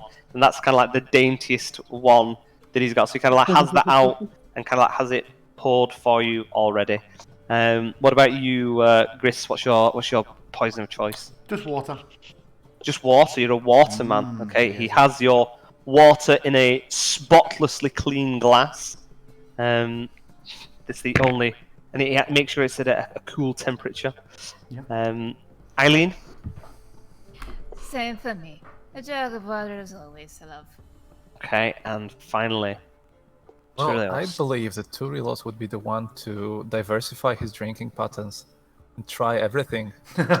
Try everything. Okay, what, as in Well, a round robin it's in not- one shot, or he always has something different? No, Shit no, mix. no, no, yeah, exactly. every time it's something different. As far as possible, of course, I do believe that it would start getting some repetitions at least. Sure. I mean, you've been here for a He's few weeks. open to new tastes, and he would try different things at different times. Okay. He, as he's kind of like pouring out these drinks, and you're presumably approaching the bar, kind of a cast around. There's probably about a dozen people filling this main tavern area. There's a fire that's already on the burn, a big stone wrought fire with a big like spiked marlin nosed fish, kind of like that's been caught and mounted over the fireplace. There's lots of small circular tables that sit about 5 or 6 people, and then 1 or 2 booths over to one side. Where the tavern is, as you kind of like open the main doors, the tavern is on the wall, lining the wall on your right, and then just beyond it there is stairs that go up and out of sight. So it's not like there's a balcony looking down into this area or something. The stairs kind of like drift off to the upper bedrooms. And then there's a door at the bottom that leads into 1 or 2 lower bedrooms as well. So a few stools at the bar, and he's placing down the drinks one at a time. And as Turilas approaches, Herod has a smile on his face and brings over. And he's got a tankard of a really dark drink in a tankard, and kind of listen. Well, here's a new one for you, boy. And he passes it over to you. He says, "That's finest southern bitter there. You won't have tasted anything like that up here. We don't get it up that often. Interesting. Fresh in off the boat." Thank you kindly, our good host. Of course. Best paying guest in here. You've all done very well for me. If I can recommend it, it'll go well with tonight's evening meal, that bitter. We've got stewed pork and acorn bread. If I can interest any of you. I will certainly partake of that. What flour have you used? It's I don't know. I'll have to speak with Mara in the back. She does all the baking. Please, but I'll certainly try some. Yes. Fantastic. 4 rounds? Yes. I'm good. And I will reach to my coin purse before raising an eyebrow at Lutetia. I'm not very hungry. I'm just gonna drink this and get to bed. Freeven, please, head on. As you will, no problem. That'll be 3 meals with the drinks. We'll call it 3 silver pieces. Leave it at that. He has been in the habit of giving 5 silver over when that covers, if that covers it more. Super. So he already has them ready. And he knows it and kind of like smile. You kind of like see his face light up a little bit when you're the one that's paying, because he always knows there's a little bit extra I in it. imagine it's normally the one I'm the one paying. Yeah, Mr. Moneybags. Looking at these people. And gracious as always. Thank you very much. And if you take a seat, I'll bring the food over momentarily. You're okay with your own drinks, so I. If I may, love, can you bring it to my room as usual? Sure, no problem. You're all eating separately tonight then. No one's staying down here. I'll remain down here. Right, you are. Me as well. Okay. 2 ladies up to your rooms momentarily, no problem. Gentlemen, I'll bring yours over to whichever table takes your fancy. Thank you. Separate one. Awkward! We split the party 4 ways in the same building. We'll eat in the rain. Oh dear. I'll just kind of take my sort of slight overcloak off and sort of give it a shake. And despite being Greece always looking very, very well presented. Even with the prestidigitation, having cleaned the rain water off, he just has a constant, slight, gentle aroma about him of like very soft, very, very freshly fallen rain. That kind of like damp field after a rainfall. Okay. Nice. Nothing but the rain. Okay. So the ladies, with your drinks, you head off upstairs together. You're going into your own private room straight away. Yeah. Probably I'm going to let Lutetia take the lead, as I'm just giving the Turielos one look between them, as well as the interesting new experiment of this evening. And just let out, if you're getting woozy, don't forget you still have water. And then I'm going to go upstairs. Oh, look How at could I Mom. forget?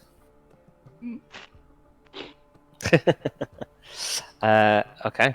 So, you gentlemen, take your seat. Anywhere in particular? Do you want a booth? Do you want a table? It's pretty full. There's one of each. A booth will do. I like to think for 5 silver and a standing arrangement, our boy would have made a booth free for us. He just come and boots somebody Yeah, out. pretty much, We will pretty say much. that there was one that was free, and you're kind of like passing. I go to one, but it's not free. No. Yeah. You're kind of like passing through, kind of like meandering through the tables, and there's a few familiar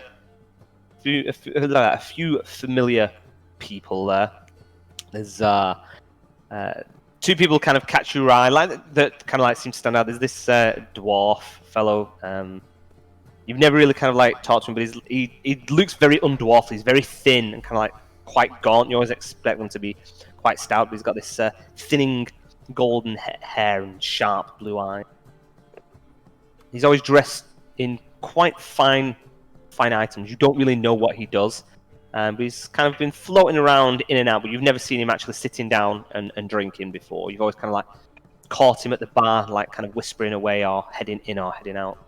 And then there's another guy, there's an elf, a male elf as well. Brown hair, and he always seems to have like loads of pouches hanging from his belts and on this kind of like bandolier. Always very, very mournful. He's in here quite a lot. He always seems to be in the same table, always kind of like drinking quite heavily. I don't know if you've engaged with them or whether you've asked Herod anything, but those are the people that you are If they're regulars in here, and you see they're not together, are they 2 separate people? They're 2 separate people. Yeah, so there's quite a few people in here that look familiar, that you kind of like, yeah, you've probably been here a few times, but the elf and the dwarf are the people that have stood out to you a little bit more. So, Trelelios, which side quest should we embark upon? Would anyone here be interested in us more than usually? It doesn't seem that way, other than the fact that there's 4 of you that have poured in. The people that have seen you a few times are just used to you being a travelling party. And at the end of the day, as far as this kind of thing goes, adventuring parties and groups like that, hired mercenaries, it's pretty much the standard. So yeah, nobody really kind of gives a second look. You wanted to say something, Chris? I think if we've been seeing them here, I don't think we'd have asked about the dwarf. The dwarf just sounds like he's someone, active, maybe a bit of a wheeler deal. I imagine wouldn't really stand out. The quiet, mournful, always at the same table elf, I think, would be interesting enough that Greece would have discreetly inquired with Herod. Okay. Then Herod, yeah, there you go. Roll me a.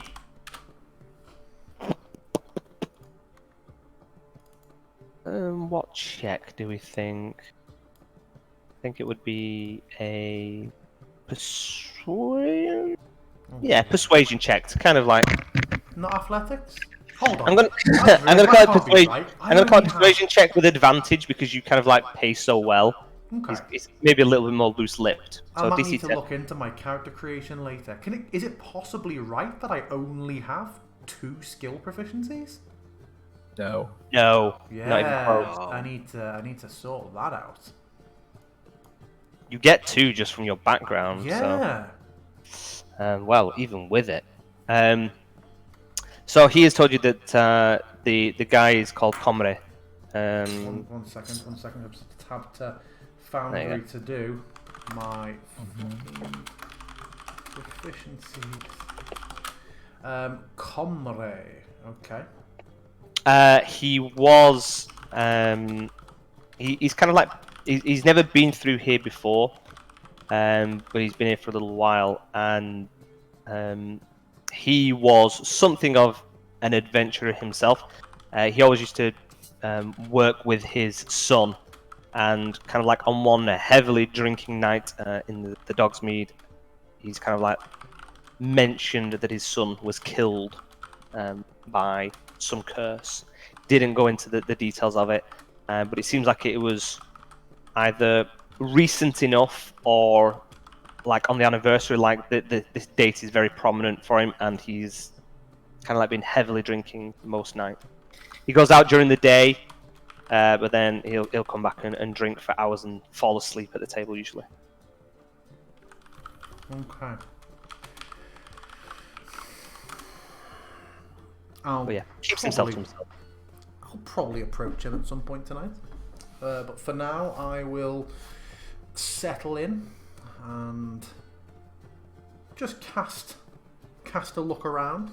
I imagine something Sir Grease would have done several times in his stay in the Dog's Mead, and will do tonight at some point, is without making a show of being the person to do so, and whilst being quite strict on his confidence being kept, he would slip Herod some nights enough money to buy a round of drinks for everyone and tell him to like announce it in 10-15 minutes. Doesn't want any regard for it. He just likes to look around and see people's reactions. Okay, so you're doing a round on everybody. A round of what? I can't imagine Herod keeps any sort of champagne. He's got ciders, bitters, whiskey and ale, and rum, obviously. Cider or ale, patron's choice. But Okay. but yeah, I would not be wanting it to be like a round on me. I'd slip him a coin and say, give it 15-20 minutes. And yeah, he just likes to see the effect it has on the room, see what people's reactions are. Does anyone, someone is told we're getting a free drink and then starts squinting around suspiciously, is maybe someone who has a lot on their mind. Okay. Trying to lead the narrative there, like how you did it. Well done. Okay, cool. I was originally thinking it before you went into the description of the characters. I was gonna do it to see if if everyone's jumping around cheering, is one of them still just like Strider in the Prance and Pony staring over at us? Like, okay, he's not a happy shopper. Yeah, nothing like that. The people seem to be generally coupled up and kind of like chatting to each other. There's only the dwarf and Comre, the elf, that seem to be on their own. The dwarf is kind of like writing down notes every so often in this little book. And obviously, Comrade is just kind of like drinking by the fire, just kind of like looking into it. Okay, so you guys are sat down. You kind of like whispered as he's brought over the food. And he kind of puts it down and says, Mara said that it's from the Evermoors in the east.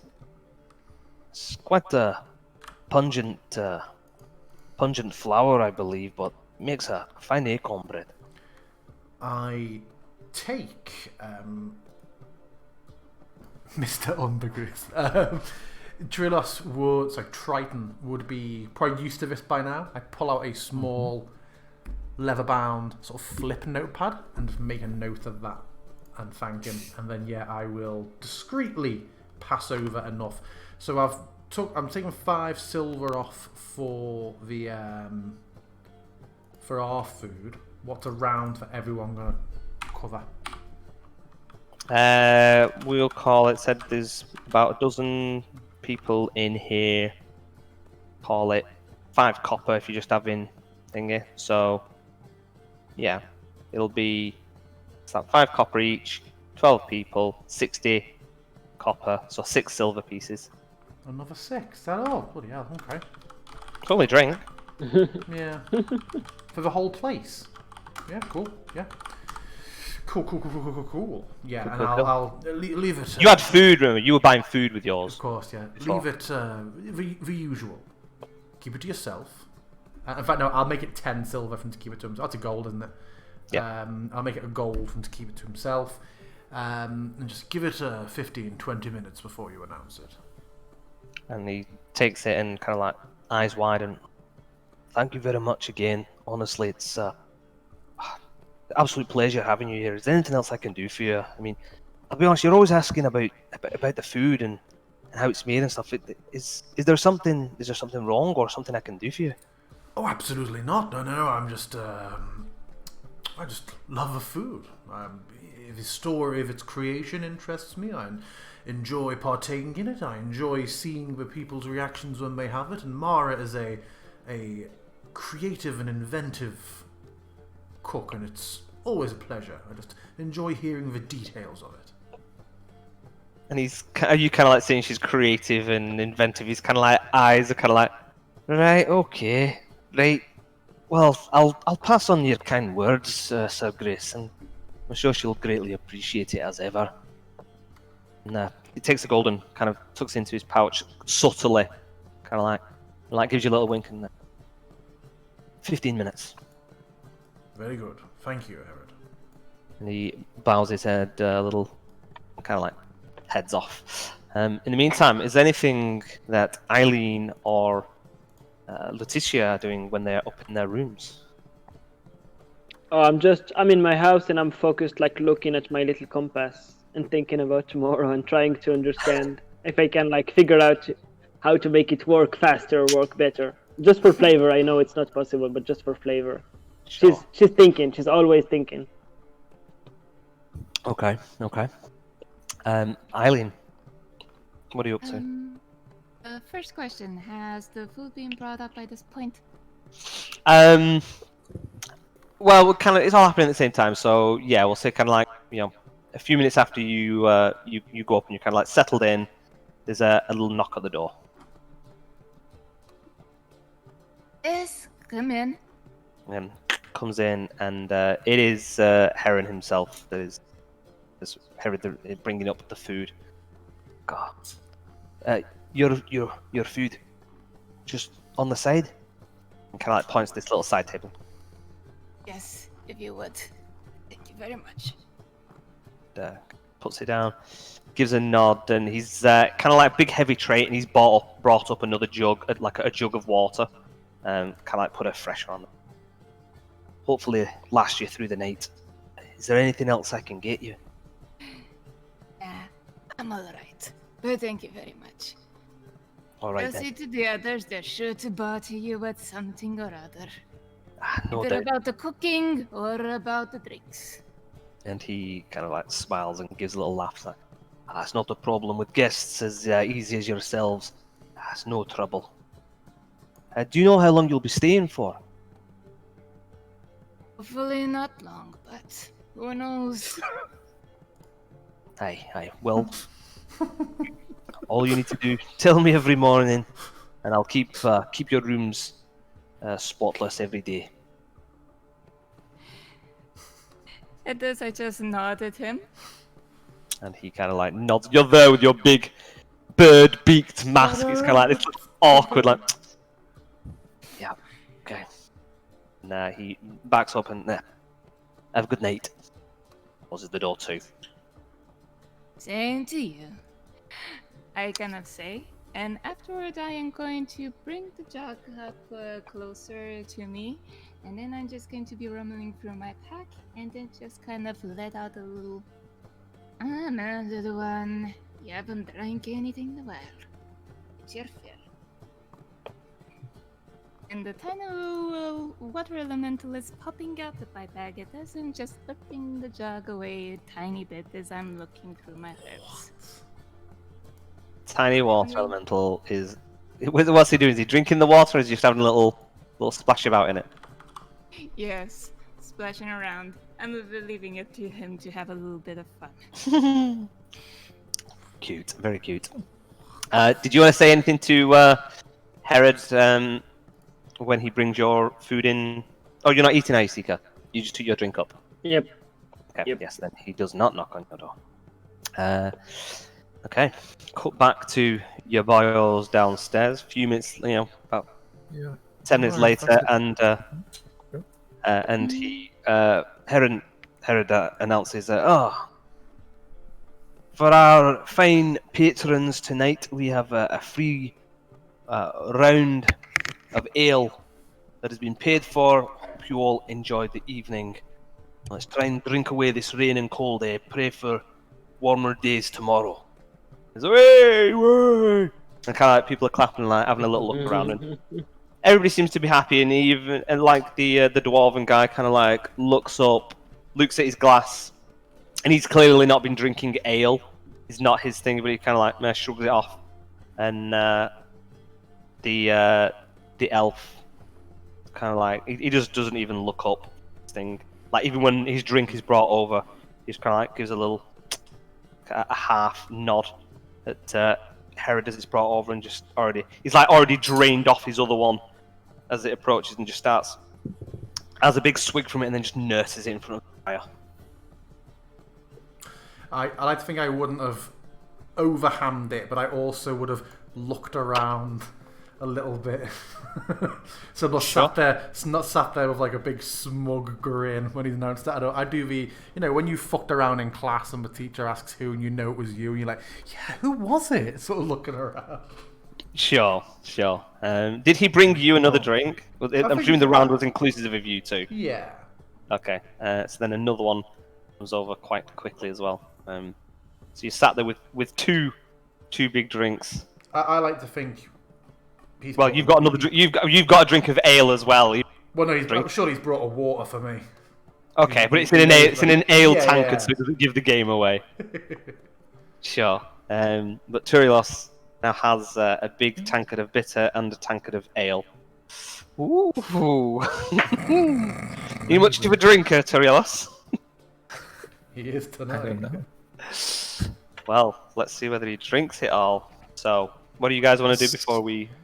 As Sir Grace is watching the whole room, Turilos in turn is mostly focused on his face and his expressions, and he tries to gauge what is the game here and what is his what are his reasons. How do you play that?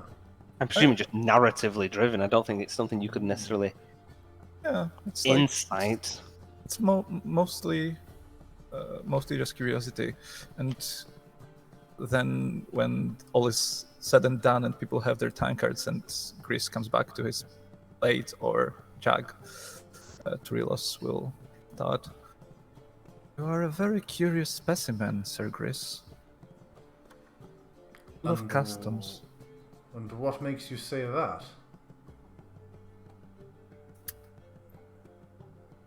Very strict. Very bound to his ways.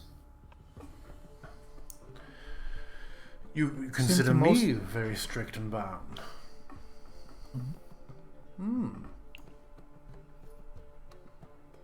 Do go on. This does seem like a very rare trait for your race. For your kind. For my kind? Indeed. What kind do you mean?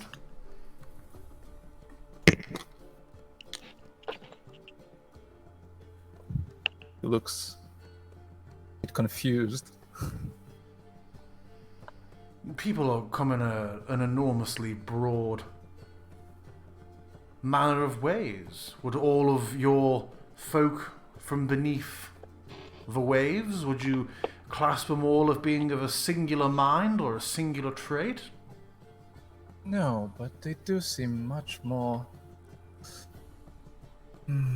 uniform in their ways. Very close to you, in fact, I feel. Might be with the way of life you've chosen. I do believe you too are protector of sorts. So I would like to consider myself. Indeed. That does bring you much closer to my peers. And your behavior. I'm not yet sure if it is a good thing or a bad one. I suppose the telling will be in the passage of time. But it surely will. Do you feel your time on land has changed you much thus far? Not sure, I feel a bit more free around here. But that might just be the fact that there's no one over me. No one. What? Sorry, I'm not here. No, you are I not. forgot. Absolutely. No one over you? You mean Yes. a commander, a superior to whom you are beholden? Yes, I suppose that would be a good description. No one really to listen to. No one to answer to, maybe. Well, freeing. there is still Eileen. It's different. I know. Merely making a jest. How do I find the food, by the way, DM? I think it's more than palatable. It seems, the general menu here. I think you would have weighed it up. You wouldn't have stayed for as long as you have if you hadn't found the food enjoyable. I think that's your defining factor as to whether you stay somewhere or not. Yeah, it goes in the notebook. Oh, it's a noteworthy one, is it? Yeah, the recipe. The meal gets noted down. Fly. Do you think we should inquire with Comrade? We'll point over to the elf. He has been despondent several nights now, and the nature of what he has endured, according to Herod, seems like a tale, at least. What say Maybe. you? Well, I considered if we maybe should ask Herod if he would be able to point us towards someone with the capability to find another person within the city, or maybe he would know something more about Ceribits. I'm not sure how well acquainted they were, but I imagine he must know at least something. So Herod didn't put us in touch with Ceribits, did he? Just Ceribits No. happened upon us. Ceribits just kind of like stumbled in one day.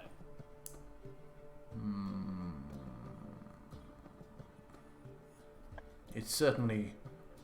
the idea does hold merit. Well, I imagine Herod knows a lot of people, at least. Do we think this is something we should pursue unilaterally, or do you want to discuss with the ladies? I mean, I don't think it would hurt to ask Herod today. It would expose... I'll lower my voice. It may expose if Herod is in concert with Ceribits. Oh, indeed. It would expose that connection to him. Or at least it is a suspicion in our mind. That is not the possibility I have considered, indeed. Right, you are. Would be very duplicitous of him. And he does seem like he is very...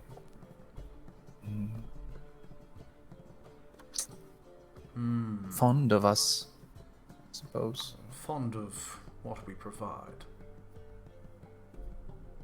True. He seems good-natured. I'm watching him working from our table. Well, it will certainly not hurt to ask Comrade what's going on with him. Are there enough spaces at his booth for the two of us to attempt to join him? He's not in a booth. He's sat by the fire. But it's like kind of like loose chairs, and he's just kind of like pulled up to one. And there's like a little side table next to him, so you could pull chairs up to him, and there's enough spare going around, but there's no tables at his little section. I think we should invite him to sit with us.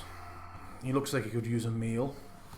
Do you want to ask him, or should I? And the other will hold the booth. Go forward. Pardon? Go forward. Yep. I will nod, get up. The layout of the place. Can I pass Herod on my way to Comrade? No, I'd say that the fire is at one end of the building, and then like one end of the room, like on that main brick wall, and then the tavern is on the other side. The bar is on the other side where you came in at the door. And I will go to the bar first, just to ask Herod to send to compliment the food and ask if another plate can be sent to our booth. Of course. Was there not enough? Didn't fill you up? Planning on possibly an extra, a guest at the booth. Oh. I intend to ask Comrade to join us and seek to get to know the man. Oh, really? Okay, well, good luck with that one. I mean, You'd counsel otherwise. it's a touchy subject for him. I mean, he doesn't really seem to want to talk. I mean, I'm just a tavern keep, so I generally only speak to people when they want to speak, you know. But it normally takes a few drinks in him before he's even prepared to open up. And he's only done it the one time. But he never eats, does he? He never what? He doesn't eat often, he just drinks. A meal could do him some good. I think it's very kind of you to offer it, you know, and I don't know, maybe some food and some company is exactly what he needs. So, you know, more to you for it. I will nod and head over to stand a foot or so off to the side of Comrade, and if he doesn't notice me, I will clear my throat. And he kind of like looks up at you. Just doesn't say nothing, just kind of like looks up. I've been watching you for several nights now, friend, and you take comfort in your cups, but I never see you eat. The food here is soul nourishing. It is. I do not avoid the food to insult anybody. It is simply food does not help one forget. And he lifts his drink and takes another big swig of it.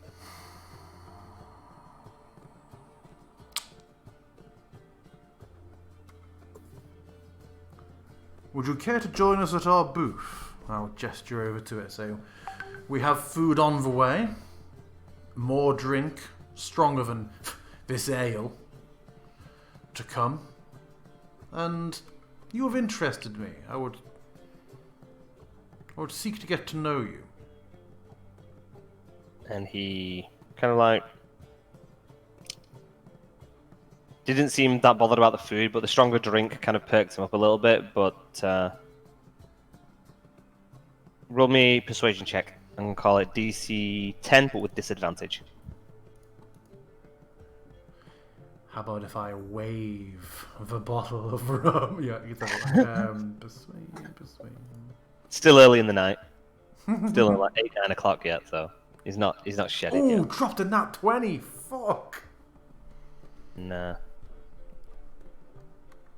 He looks at you and says, I know that sometimes misery loves company, but not tonight, I'm afraid.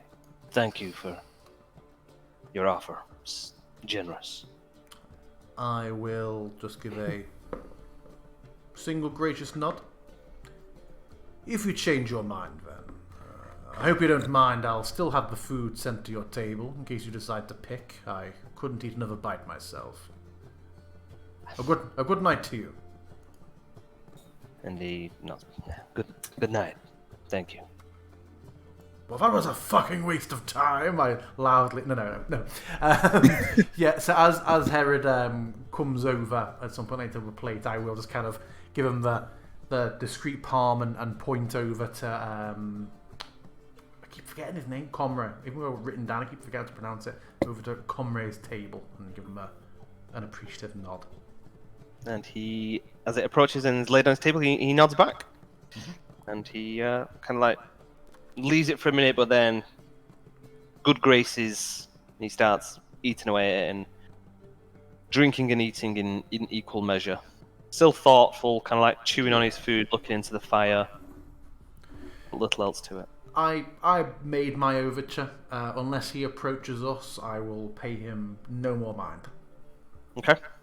What is your plan for the general evening? How long would you be staying up?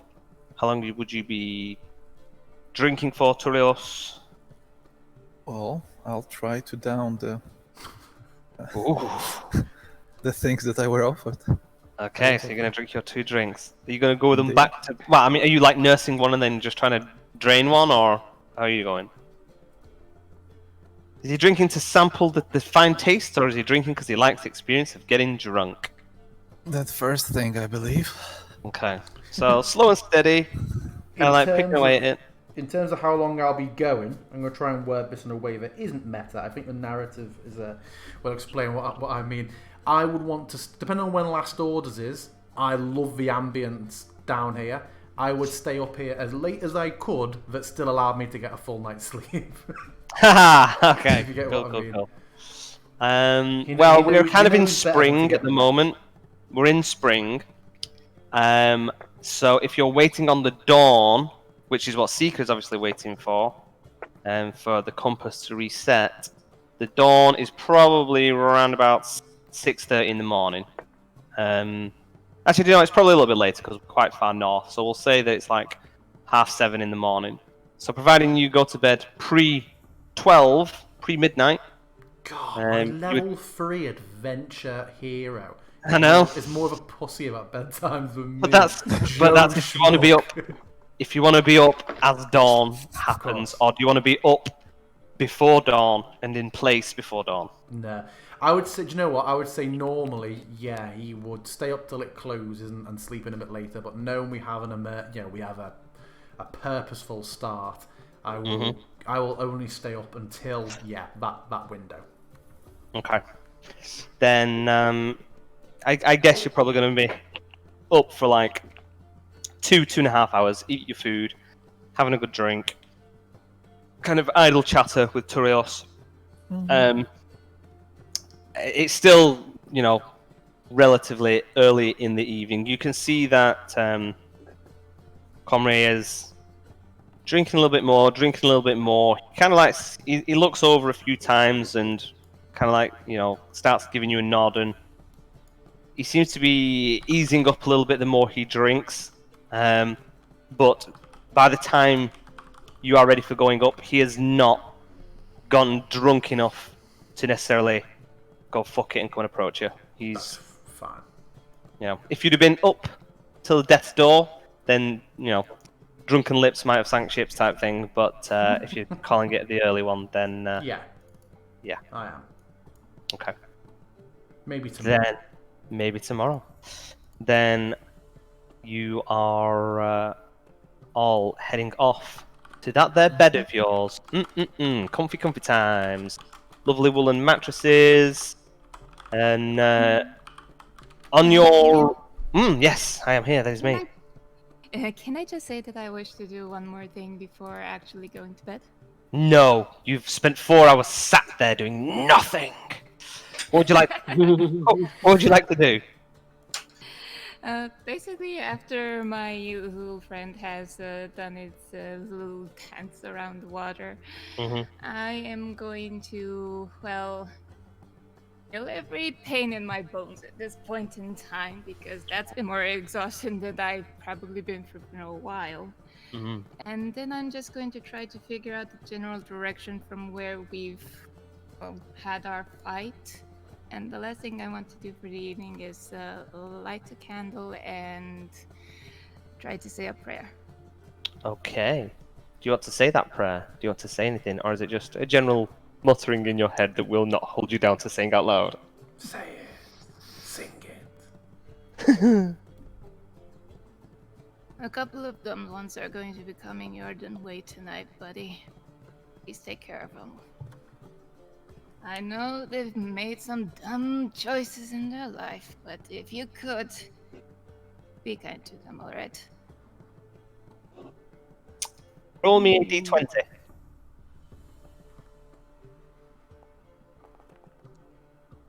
That instantly concerns me. No, that's fine. And your prayer goes off into the ether as the candle burns. I guess you kind of settle down with your little drink. Do you basically sit in your room with the mask on? Do you ever take it off, or do we not know because we're not in the room with you? Mysterious. This is the exact reason why I went up to my room. I'm Super. hungry. I will eat. The Okay. room is the only place I'm taking my mask off. Okay, I like it. That is your little prayer done. Light a little candle in the window. So you've got a little window room, and your little. Is your water elemental just? Is he doing anything, or was he just playing in the water just for a little, just to enjoy himself? I think I let it do its lovely little dance until I'm done with my prayer, and then I'm just kind of looking and saying, you know what? I'm kind of feeling like some fruit. I'll say you, Clover. Think you can make me some fruit? And I'm asking him to make me some fruit tea. Fruit tea. I mean, the little jug of water.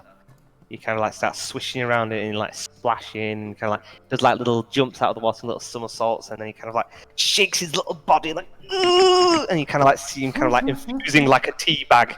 He just kind of like all starts to like it's kind of like pinky, rosy brown fruit tea.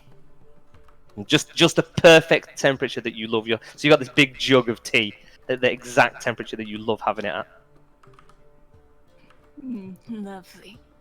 Thank you, Clover. You're a dear. And as I'm beginning to relax, I probably do remember that.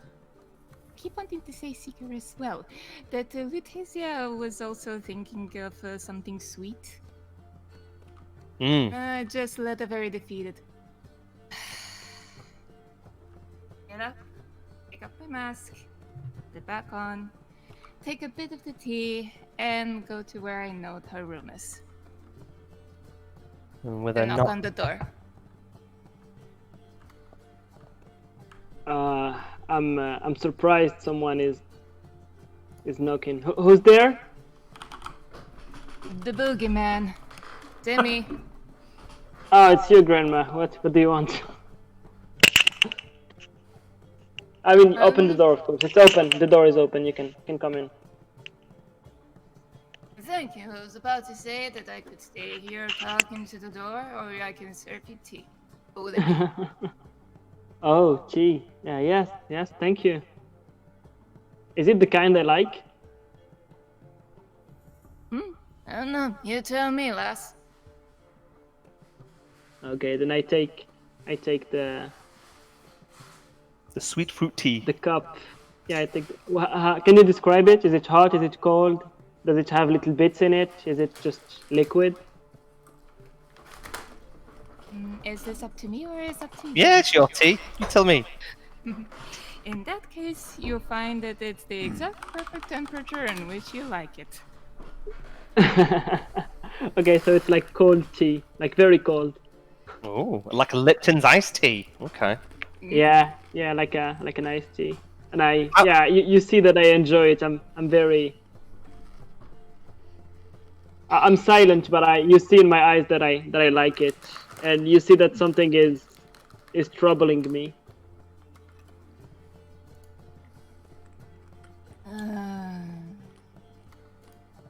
I was so prepared to walk away. I was so prepared to walk away. Give you the tea, call it a night. But then I just kind of let out. As I kind of moved back in, uninvitedly entered the room, closed the door behind me, then just kind of let out a. Any ages? Sorry, what was that? Any ages? Bone, metal, any cuts, bruises. Oh, I mean, only to the ego. I feel like I failed you guys today. I had the thing in my hand, and I shouldn't have gave it up to that sneaky guy. I've seen how he looked. He was looking at me, and I thought he was like interested. How can I be that stupid? Sometimes I forget that I have big horns growing out of my forehead. This person see me shrug, and I let out. No. If you would have known what you do now, what would you have done different? That's a good question. I think I would have handed the orb to Grace. We can trust him with that kind of things. At this I He would nod. know what to do. At this I nod, and then I ask. If you would not have known what you do now, what else would you have done? If we were all back there, the same information we had the first time around, what would you have done differently?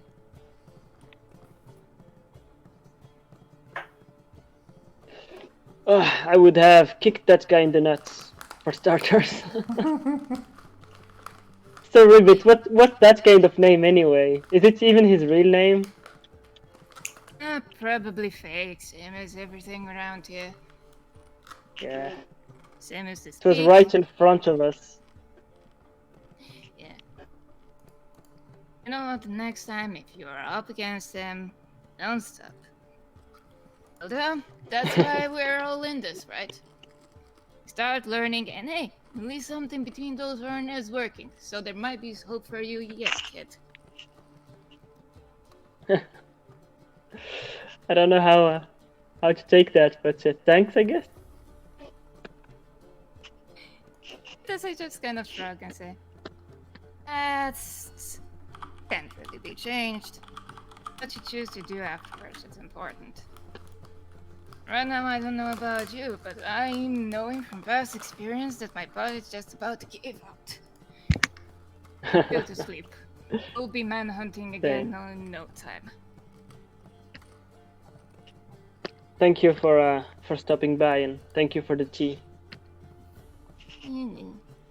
Kind of grumble in just to show that I heard. And then I am going back to sleep, where I'm probably just going to pass out the moment that I touched my bed. But what's under the mask? Nothing. It's just an abyss. A smaller mask. Okay. So. Actually, just a tiny bit of backtrack. I fell face first on the bed. And ow. Because I forgot to take off my mask first.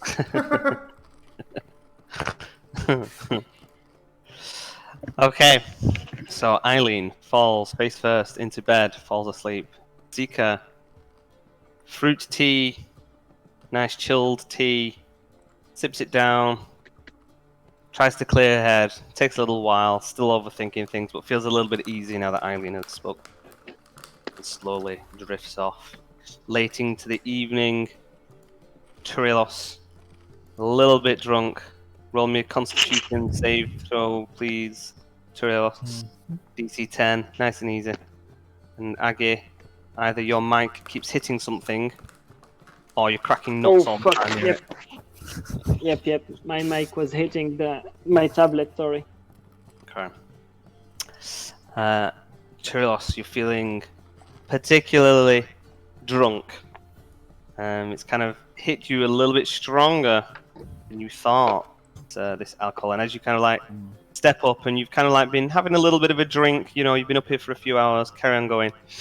On your way up to the bed, you're feeling a little worse for wear, and that will probably take an effect in the morning.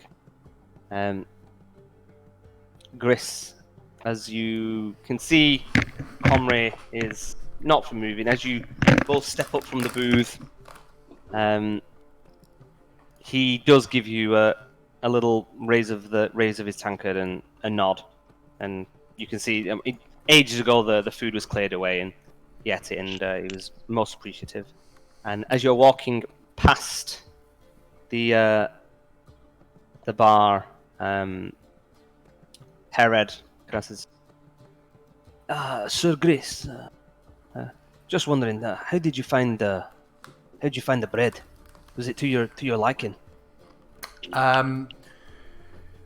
In spite of myself, despite the time, I will, unless he has cut me off, I will probably be able to talk about 10 minutes about what I enjoyed about the bread. In very specific detail. Never any, like, he's never one of those, oh yeah, it was great. Did you consider ever try genuine interest in what he's had, not what it could have been. Is a critique what it reminded him of his boyhood. Is it like is it the Ratatouille moment where he eats the Ratatouille as a child and goes back to it all? He is happy to not gush, but he's happy to speak keenly about how much he enjoyed it. Nah, he does ask when it comes to them parting ways, would Mara possibly sell him the recipe so he can make it for his friends? And as you say that, he smiles, already has a piece of paper, and puts it out to you. And there's a little bag as well.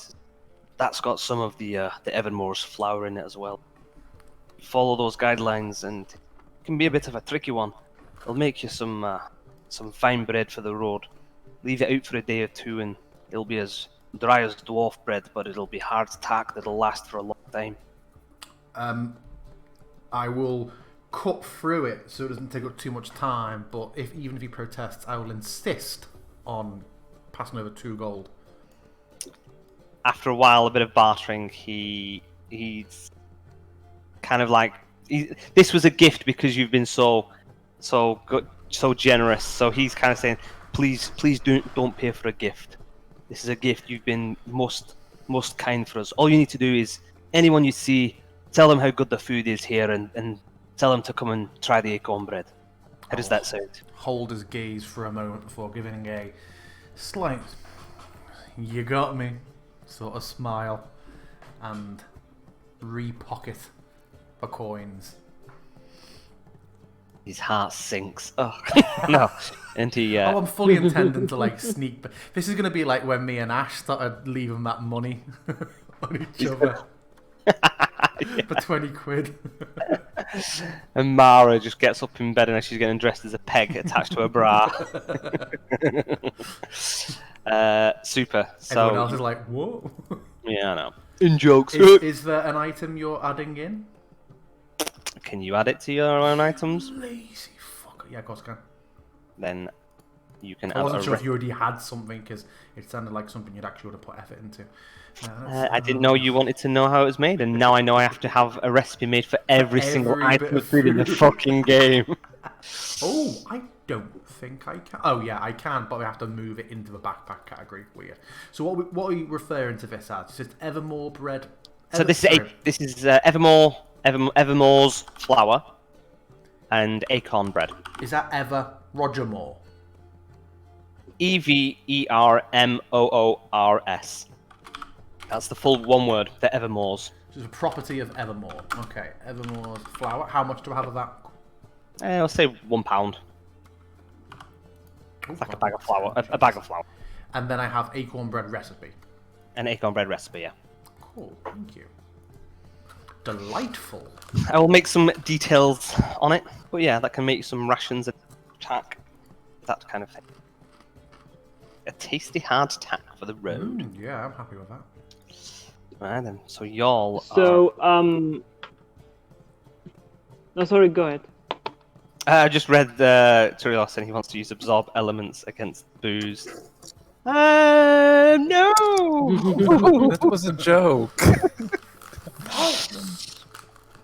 It was a joke unless the DM said sure, and then like, yes. Unless. Unless. Okay. So you all go up to bed. You all go into your own separate rooms. You're all comfy, snuggle down. Any rituals or anything you guys want to do before sleeping, Turilos or Sir Gris? Yes. But I'll let Turilos go first if he has any while I type up my acorn bread. No, I'm fine. Fuck's sake, Turilos gets good. in the bath. I'm good to sleep. The last thing I say before I close my eyes is just Zuan Faldwin Dwin. And then I'll close my eyes and sleep. Intrigue. If no one else hears that, do you even say it? I say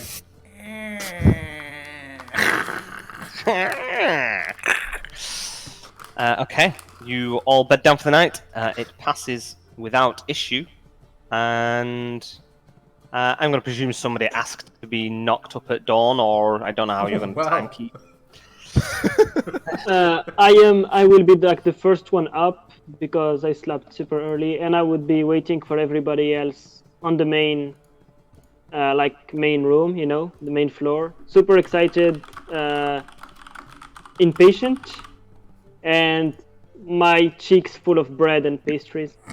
Okay, a nice little. Like the first person that sees me, I'm like, let's go. I mean, unless you have made these pastries yourself, I think it is very presumptuous of you that somebody's getting up before dawn to make your bread for you in the morning.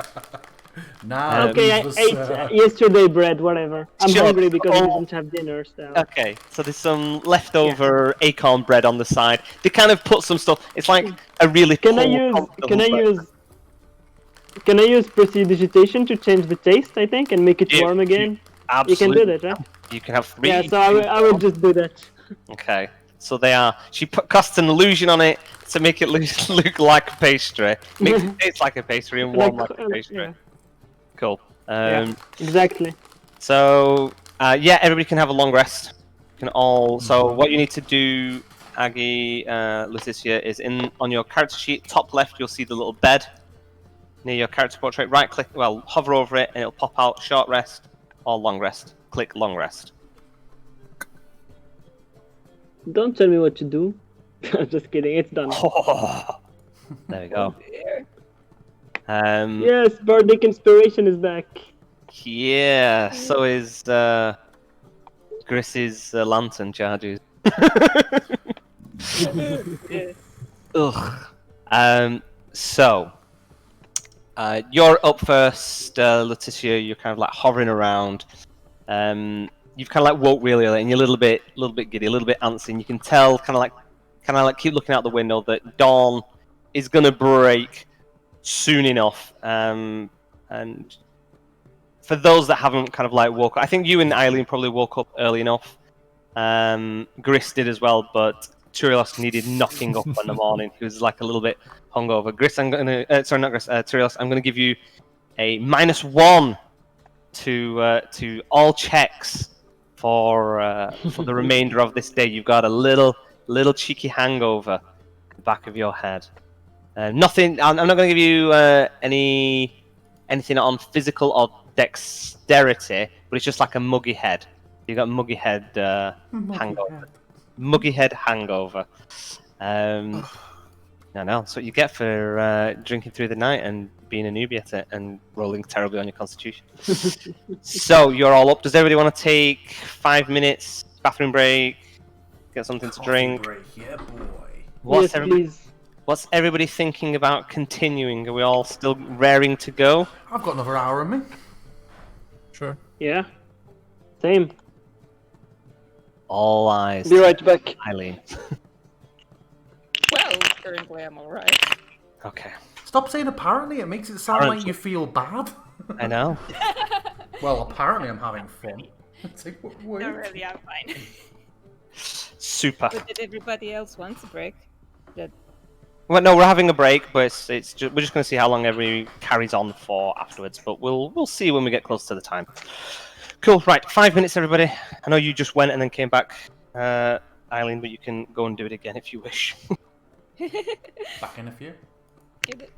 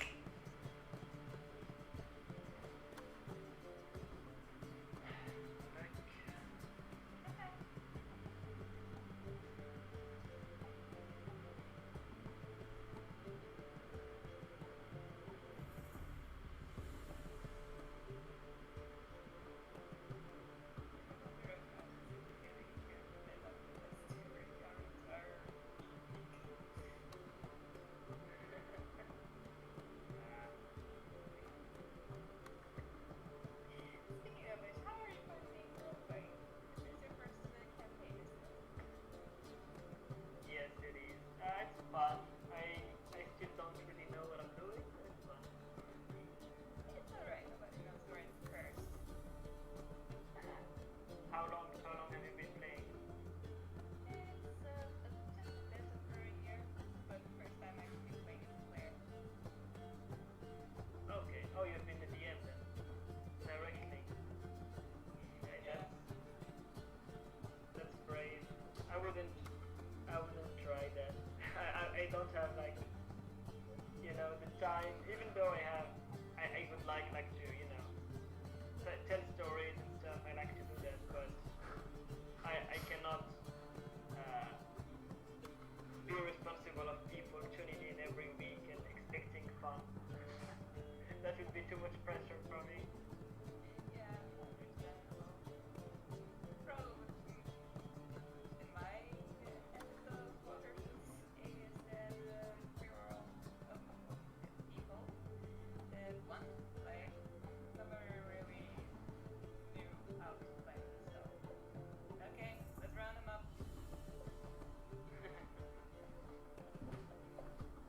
And I just kind of got stuck there.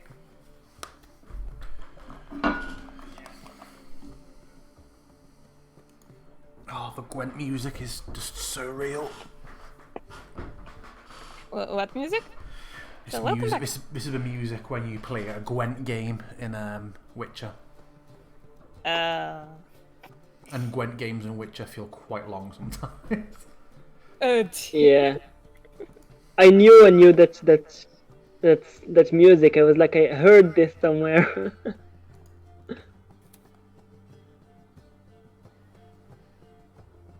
think I have it in a couple of my playlists too.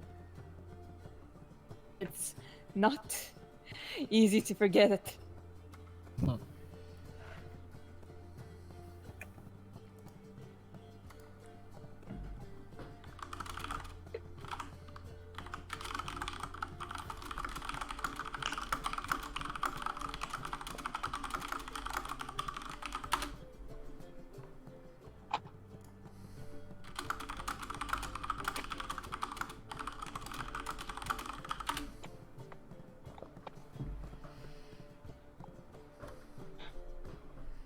The way Harrison, I really do need to say that the fact that your character is so into the culinary arts is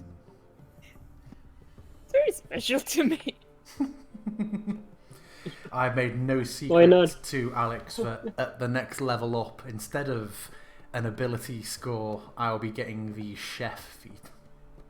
Oh, Amazing, beautiful. I thought you took it as the first one, the free one. I would have, but there was something else I wanted more. Shadow Soul. So what does Harrison? What does the chef feat does? Proficiency in cooking tools. I think it's got a stat increase between like wisdom into con, something like that. And it's got a feature that I won't share with you at the moment. Okay. Because I'm Yo. using a super secretive variation of that the DM has permitted me to. Nice. Yeah, the original one is a bit underwhelming. What's that? What have I give you? Love and Welcome and back. fun. It's alright, you don't know you've given it to me yet. Sounds about right. Yeah. Why has he got double proficiency in everything now? Sorted my proficiency out. Mega jack of all the trades. Ah, No, I do have my proficiencies now. Yeah, you're absolutely right. I'd actually done my class, but I hadn't done my background. okay. Right then. Are we all back? Are we all ready? Breakfast. Breakfast. Well, there's nobody up to serve breakfast this early. Whatever. You're up before the dawn. For 5 gold, I think they're in.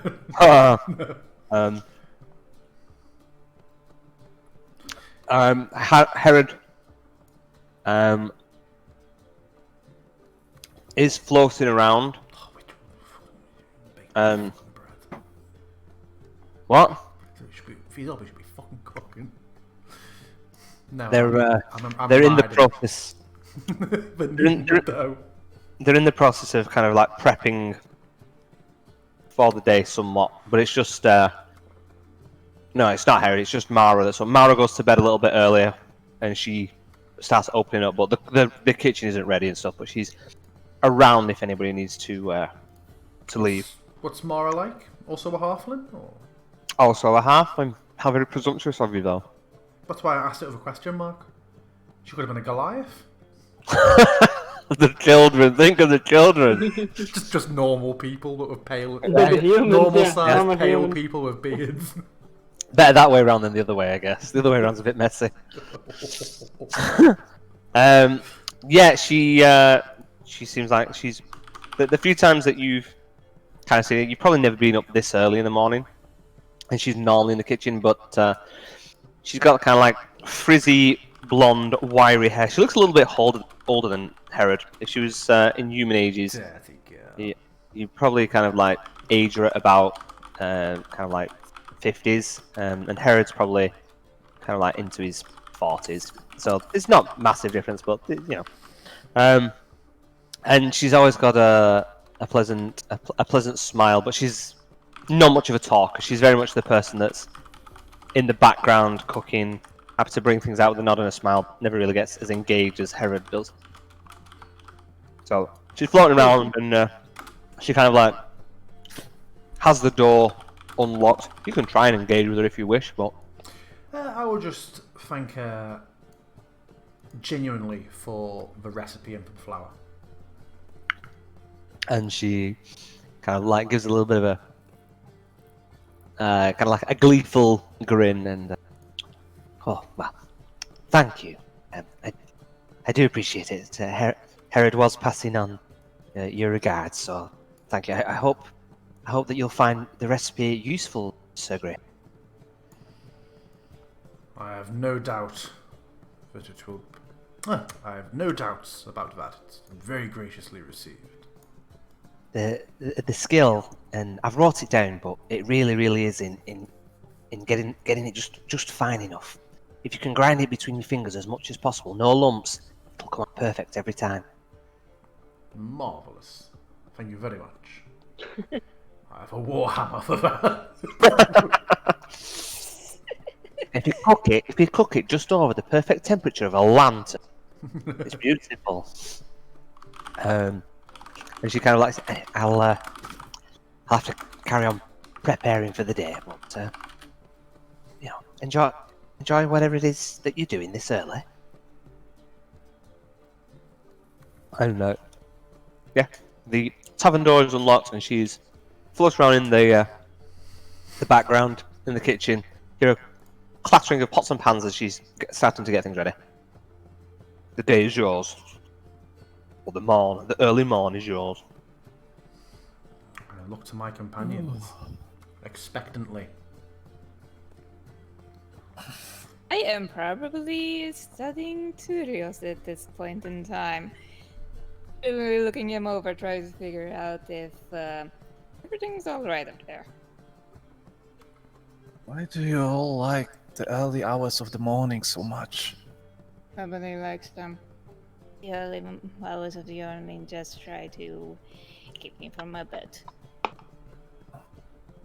I reply. That's just because I imagine that Eileen has reached that point in her life where she just wakes up because her body just does that out of habit. Even Yep, if I know. everything she'd want would be to sleep more.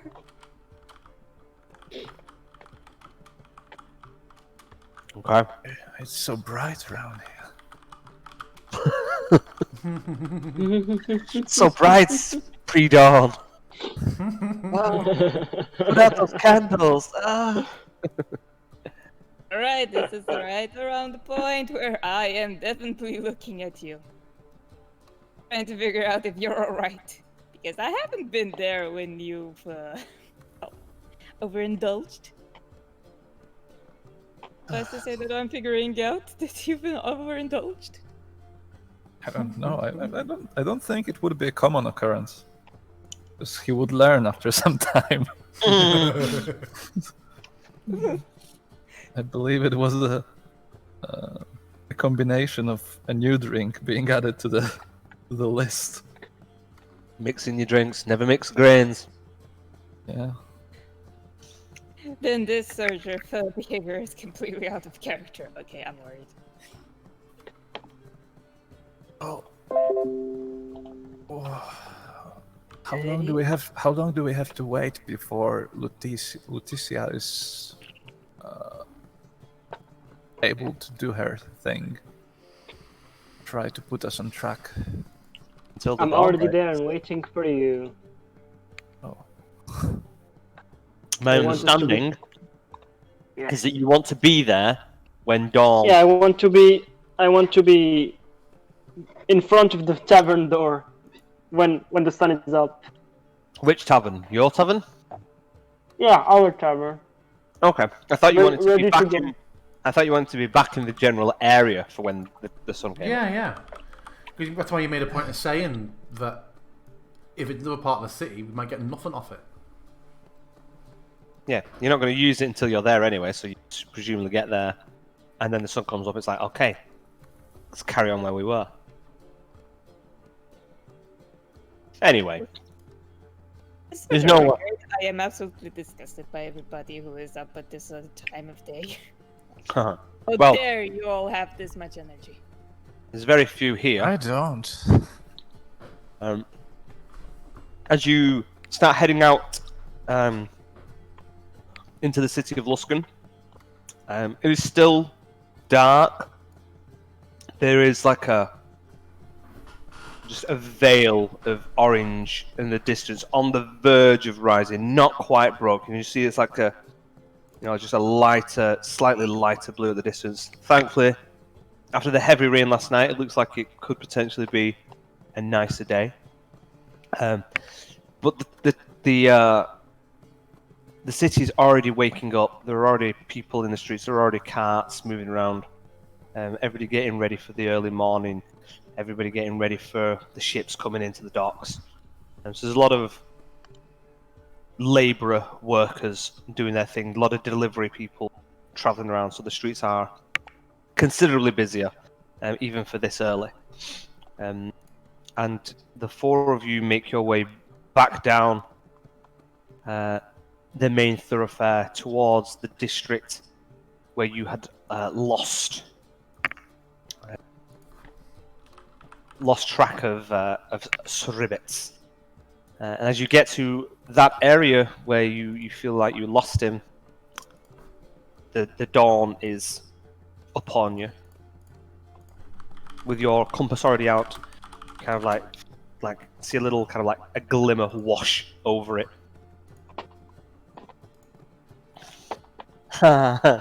Gate. So I'm focusing on his little book with the crow inscribed on it, and I focus on my compass and cast spell and say Okay. seek. And you shall find.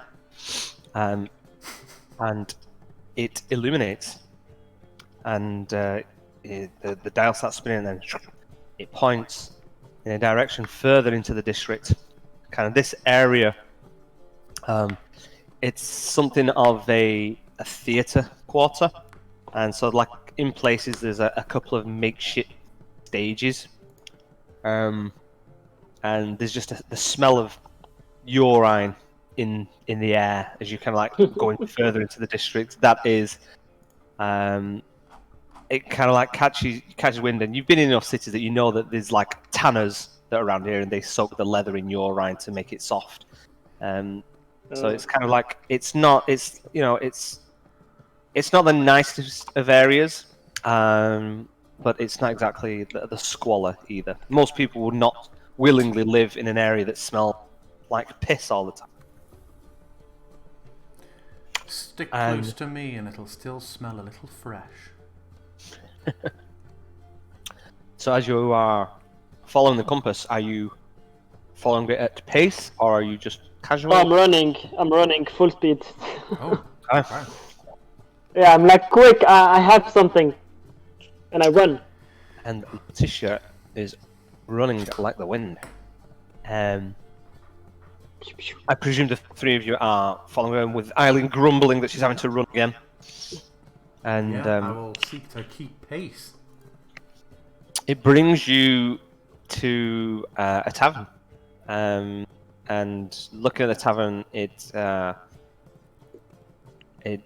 has a sign written in long lengths along the actual wall of the front, and then it says the Green Garnet, and then there's a little no hanging sign, but like at the end of it there is the painting of a green bird silhouetted with a golden ring, and it looks like from the outside a fairly rough two-story tavern, a modest to rough. Shuttered windows all along it, but that's all you've got from the outside. It appears to be open. There are candles in the windows for, it's still early dawn still, so until we're in full daylight, it is illuminated from inside. Does it look like there's a way, like an alleyway, to get around to a back, or any sort of way that we can go, do a lap around the building to see if the compass gives it a bit more of a specific, we're in this part of the building? Sure. So up to the left. So when you're from the front to the left-hand side, there is a little alleyway that cuts up the back. And I'll presume, given the nature of a compass, it can't give any indication of height, can it? No, it can't. I mean, you're so close to it anyway. It would be Yeah, very yeah. difficult to say. So you kind of like walking around. Sorry, go ahead. No, go on. No, sorry, go ahead. I was just going to say someone should stay outside if he wants to pull the little trick of jumping by the window again. We'd have to know where exactly. Which side? Yeah, how many windows are there in this tavern? I am able to follow him. He tries to do it. So from the front, there are 4 kind of like large shuttered windows that seem to go into 4 different rooms.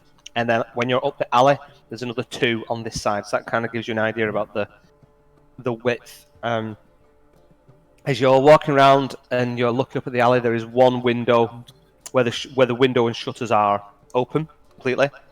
And then as you kind of like start going around the back, it is walled off. You have to climb over the wall to carry on looking around. And there's another 4 windows at the back as well. The other side, so from the front, the right-hand side is connected directly to another building. No. I believe this is overcomplicating things to the point where we may even alert Sribbits before we even get in.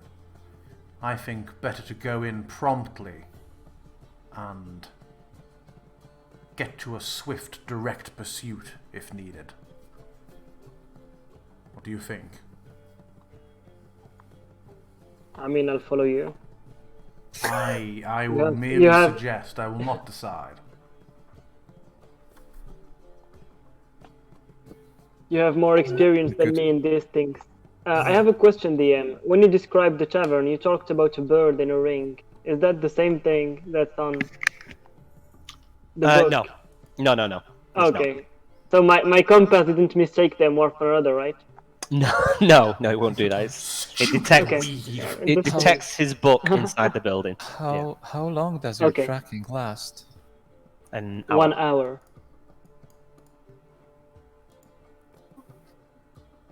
So we better hurry. How long did it take us to come here? Hello, 10 minutes. 10 minutes? Okay, so we still have 15 minutes. Okay, let's go. You're fine.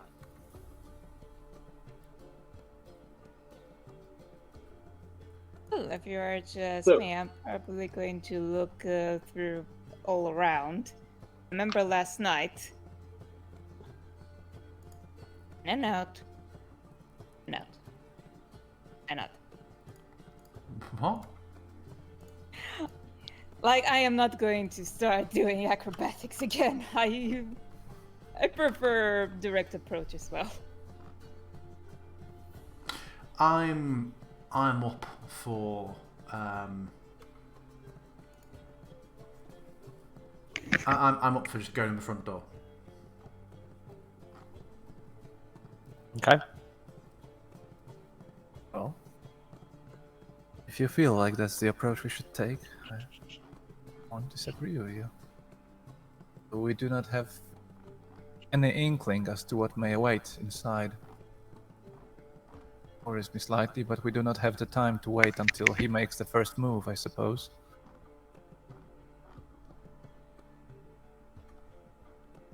You made it a problem. I'll go. Indeed. Okay. Okay, you want to go inside through the front door? Yes, yeah, Would let's appear go. so. Okay. Is there? As you open the door and head inside, it is dimly lit. There's kind of like you kind of catch it straight away. There's a wrought iron chandelier, nothing fancy, just a few candles that holds like a dozen candles that are illuminating most of the tavern. But as you walk in, straight away you see that there's some murmured voices as you walk in, and you see a table filled with people. There seems to be like 7 people surrounding this table, and an uncomfortable, short male elf that's kind of like floating around the edge while these people are chatting away. Do we recognize the elf? You do not. You've never been here before. Oh yeah, I wasn't dreaming like it Yeah. was. No. Cove. No. It's much shorter. You kind of looking at him and the way he's dressed, you would hazard a guess that he's probably the innkeeper. Has a bit of a paunched belly, and kind of got a little tabard wrapped around his waist. And Fat elf. My immersion is ruined. I know. Well, you say fat. He just drinks a bit too much, probably. I look to. Oh, sorry, you. Yeah, no, that's fine. And he's kind of like floating around, and he has an owl cropped on his shoulder. And the owl kind of like gives you notice before he does. He's kind of like floating around and watching this this table that's been in the center of the room with these people sat around. But you can't really see much of them where you are. I just look to Letitia and then, to her compass, seeing if it's pointing to that table, if it's pointing off somewhere else in the building. Hard to tell. Once you go inside, it's kind of like floating around. It's pointing in a direction, not necessarily directly at the table or anything. How many stairs going upstairs do we see? For this one, it is one set of stairs that leads up to that leads upstairs, and similarly, it is just that goes in like up behind a wall. It doesn't have a balcony. It isn't that fancy, that fancier building. Okay. But looking, a glance over to this table of people, which murmurs seem to have like died down a little bit, and a few heads starting to look over your way as you have kind of like entered the tavern. They're a mix of types. They are all undoubtedly looking relatively well dressed, similar to how the pirates that you originally met were. They have that kind of like rough look about them. Humans, you've got halfling, and then there is one person that is sat there leaning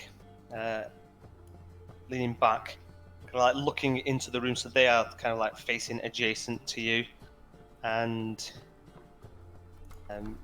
extremely well dressed, has this big wide-brimmed hat with a long feather off it, and even with the lights being quite dim, you can see that this person is seemingly a drow. Okay. Okay.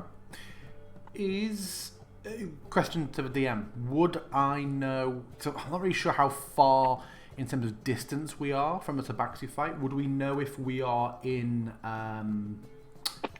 Calf territory still? I mean, I don't know if you know what Calf territory is, but these are dressed better than those people. And there's something slightly uniformed about these people here. So they seem to be of obviously a collective. Okay. So are you guys just hovering in the door? Because they've all just gone quiet now, and everybody's just kind of like looking over it. And this drow, kind of like still leaning back in his chair, but it's kind of like leaned over to one side, and he's just kind of watching you curiously. Yeah, I'll step in at the threshold, but then look back expectantly at my colleagues, and I will wait for one of them to take the lead. But I am, through the door and making myself visible and present. And I'll give the table all a nod. You can give who? Just the table. Anyone at the table looking at us, I'll just give them a single nod before I turn back to my group. And the table just kind of like watch you and kind of keeping quiet, and then the drow kind of like gives a nod to the innkeeper. The elf and kind of like nods to the group. So, I believe you have guests. And the innkeeper nods and comes over and says, Can I help you, gentlemen? And lady. and then looks at Eileen and kind of like doesn't say anything.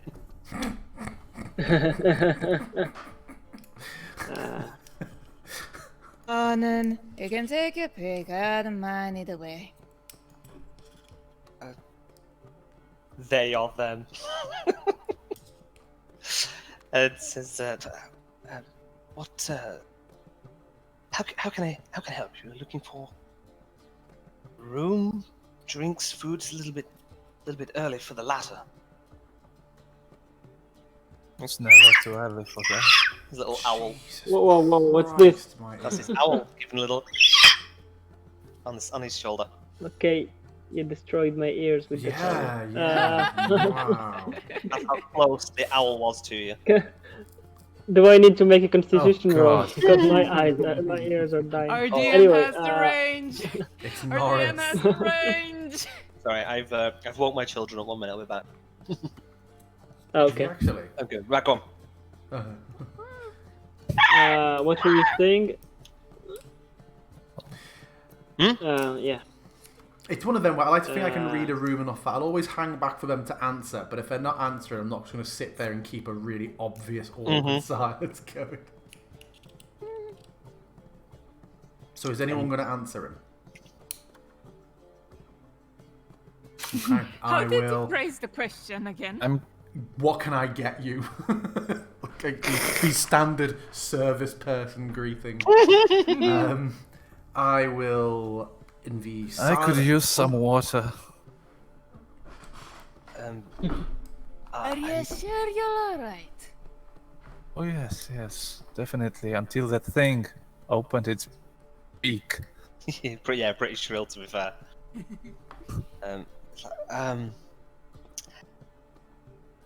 Water and drinks. Guests only, I'm afraid. And he kind of like looks over to the table as he says it, and then looks back and kind of like gives this like half, kind of like pleading smile. Like, I'm sorry about that. Are you? Do you? Go ahead. Sorry. No, after you.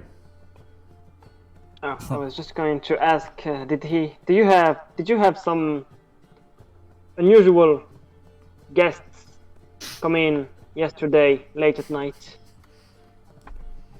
And he kind of like starts kind of like half looking over his shoulder at the table, and then kind of like looks back, and then it's like, and I'm like, see, we're looking for a friend. We were going to make a deal with some shady people, and they kinda roughed us up. But we've been separated, and our friend went running in this direction, but then we lost him, and we had to go tend to our own wounds. But we're kinda looking all over town for him now. some verbal diarrhea coming out here. What? Some verbal diarrhea. Go on, carry on. Yep. Keep digging. Oh, okay, no, whatever. No, it's good. It's good. Hey, she's getting it all out there. She's getting it all out there. I'm just kidding. Okay, so he has a green cloak, and he's kind of tall and thin, right? He's slim, right? Yeah, I think he's slim. My eyes are glued to the drow and his company. He has a smile on his face, not even hidden. He's kind of listening to this this conversation. Okay. The elves. We have many guests. Do you have a name?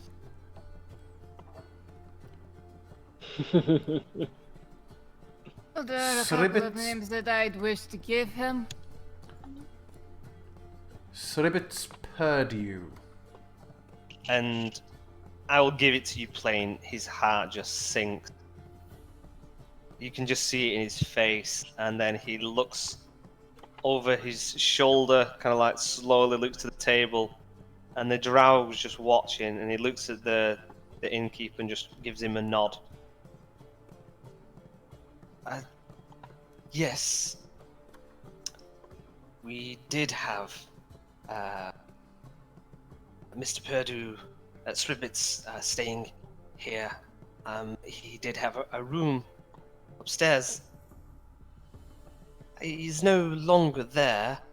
You are, and he's kind of looking over his shoulder as he's saying it, like, free to go and look, and the drow just kind of like nods.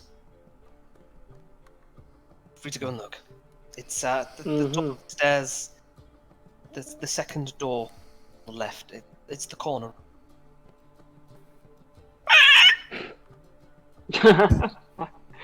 Every time. Blasted animal. Does anyone have anything they want to do or say? Because if not, I do. But I will Go ahead. I'll defer to anyone else who wants to speak. Because mine may be an escalation. No, don't do that. Hang on.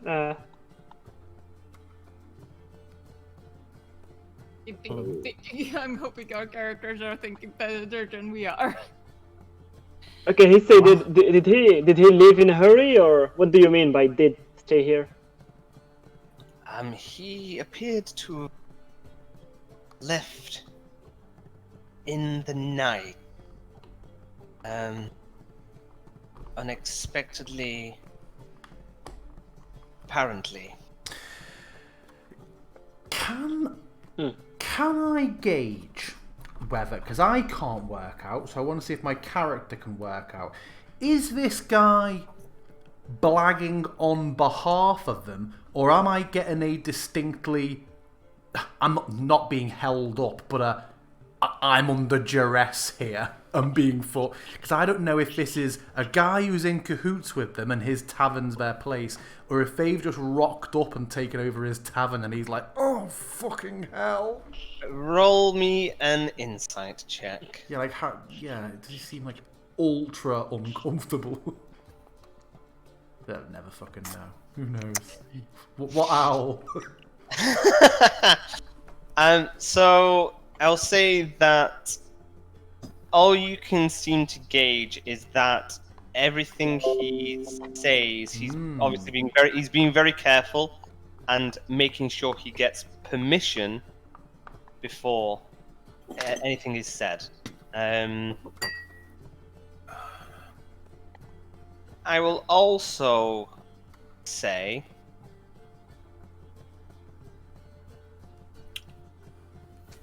all of you roll me a history check.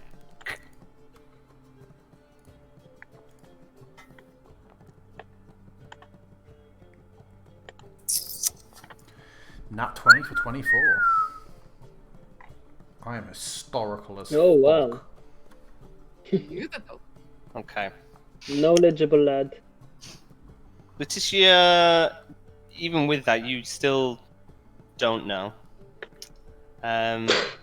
Sir Gris, as everyone's kind of like chatting and you're kind of like looking over at the table, and you see this figure, this drow, which surface drow, not that common. Fancily dressed surface drow out in the open, less common. Surface drow so well dressed in Luskan, you know, as it starts clicking together, that the person sat at the table is Jarlaxle Banray. When you said that What? fucking hat, and I've played enough Forgotten Idle Champions where he's like the only drow in it, and he's got a fucking feathered fedora. And he is based in Luskan, so Oh, is he? here he is. Yep. Yeah. Okay. Right, because Like- I know the name from literally a endless side-scrolling, idle game. What would I know him for? Because I personally, so I've got nothing meta I can attribute here. If I'd know who he is, what would I know him for? Because Okay. Harrison doesn't know. This man, I cannot escape him. He's taken over my life. Why, have you had something with Jarlaxle in it? I'm playing him. You're playing him? In what? In what? I'm running water deep. Oh, you're running... Oh, okay. So, there you go. So you are well aware of Jarlaxle. So let's just say that, Eileen, you have heard of some bits of him as well. So I know him. I know him from the books. I know Jarlaxle. okay, well, with your 18, we'll say that in character, you probably know a lot of this as well. Okay, Just you the know. rumors, yeah. So let's go with rumors. Like, if you are aware of this character, then the reality is that he's big enough that he's not like a secret drow or anything. He's well known. You know, he's kind of like kingpin type thing. So Jarlaxle Banray, he is one of the so ready to sons. start a fight. Jesus. Say again? I was so ready to start a fight. I would second guess that one. Yeah, now. yeah, I imagine so. As Gris grips his weapon, Eileen just suddenly steps forward and goes, "Nope, nope." Okay, so what you know of Jarlaxle Banray is that he is one of the sons of House Banray, which is the most powerful drow house in Menzoberranzan. He In where? Menzoberranzan. Oh, is that a drow city? Is it? Manzo Baron Zone. Yeah. Yeah, it's like Main the one. main. It's the main capital. House Banray is the most powerful house. He is kind of like given a lot of freedom to do his own thing. He's a bit of an outcast, but he has kind of consolidated power through his dealings on the surface world. He is very much a powerhouse in Luskan and a lot of the Sword Coast, particularly Waterdeep, as well as Eileen knows.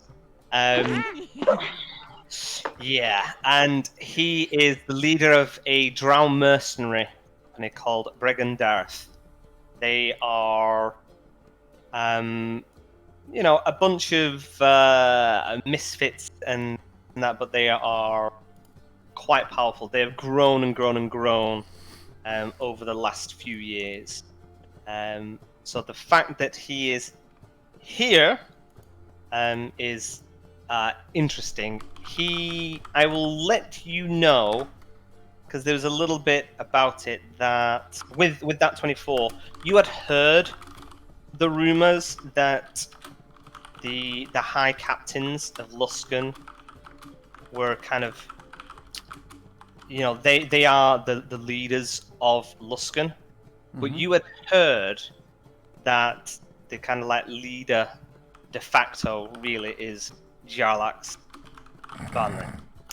And now seeing him here kind of makes you go, oh, okay, maybe those aren't rumors after.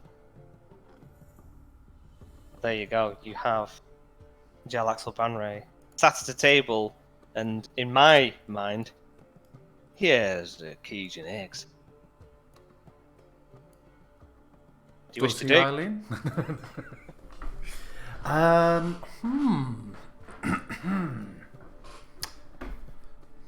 Yes, I suppose recognizing this and seeing him smiling.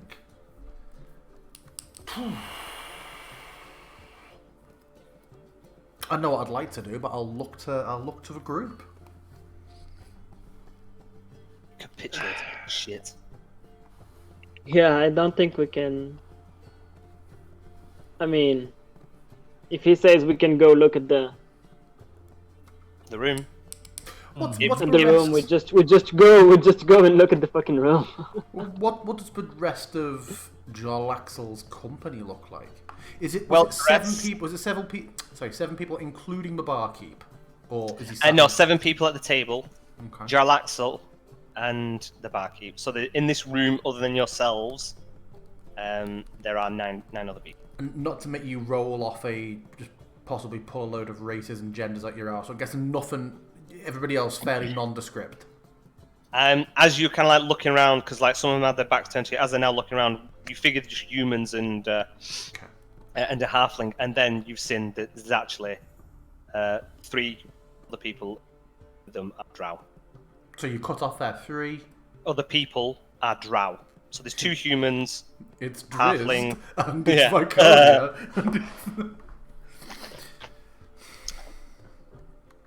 There you go. I will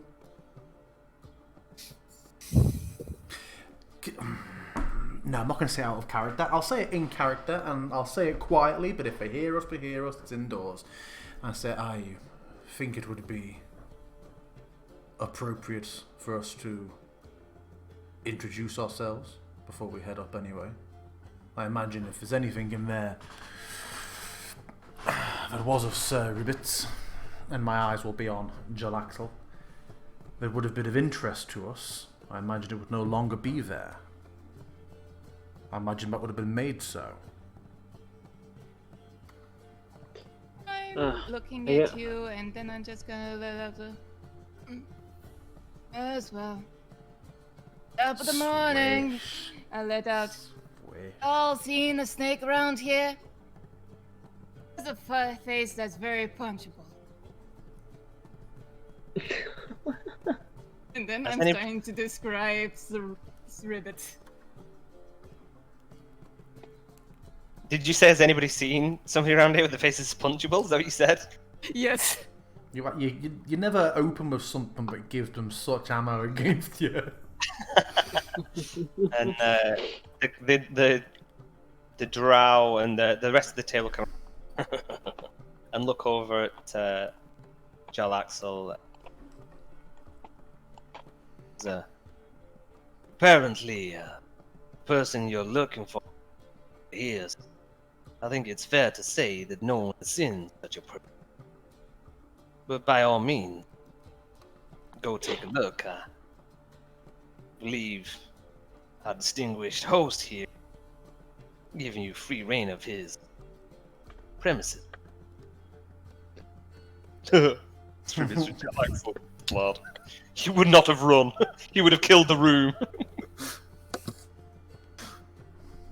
Or at the very least, if he would have gotten away, it would have been the most flashy thing this side of the Sword Coast you've ever seen. I feel I'll take a slight step forward. I will have sort of brushed my front down in a way that makes it clear I was trying to make myself a bit more presentable, whilst making it clear I was not going for a weapon. Sure. I feel if you are permitting that, then you know there is nothing up there of interest for us. So I would then lead to ask how you knew Sribbits, and if you in fact know why we are pursuing him. Respectfully. I believe I do know why you're pursuing. Perhaps not all the details, but I'm sure I'll find them out in time.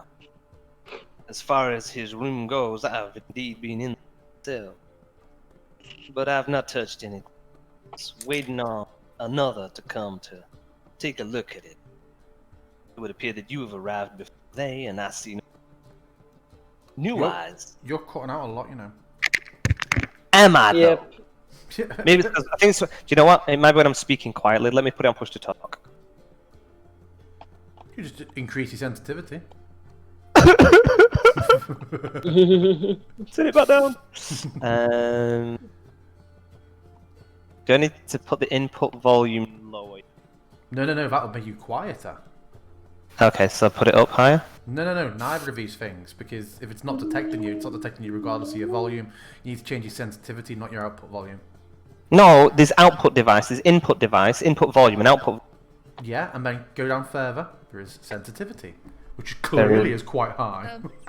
Look Oh, I've got it as automatically determined input. So Yeah, so if you go quiet, it won't pick it up. I had the same with Thomas yesterday on the iPad. How's that? That's going to pick everything up, yeah? Yeah, hopefully. so far. Okay. Well, I'm sure it will pick too much up, but that's fine. Okay, cool. A man of means and knowledge such as yourself, shall we just share the tale with you now? I'm unsure if you could be of help to us, or if in fact what Sir Ribbits took from us has now passed to yourself. Took it from you. It was in your possession. Not in the most literal sense, but we found ourselves engineered into a situation where it seemed like it was about to be ours, and then he took it, and has left it. It has left suspicious eyes pointed at us. And so I hear. Now, I must clarify a few things. It is not in my possession, nor has it ever been, but it is something that should have been in my possession, and therefore was mine, and most definitely not yours. I nod concedingly. As to it or its current owner's whereabouts, I have an inkling of where they might be heading if they do indeed know what it is. But otherwise, they have managed to temporarily slip through my fingers. As for what is upstairs, I have not touched it yet, as I said. I have somebody that's going to come and take a look at it. But if you could take a look yourselves, tell me what you think, come back down, and then perhaps we can all have ourselves a nice conversation over drinks, if you wish. I'll nod again to her. I must speak frankly. We have no desire to incur the ire of even one of the ships.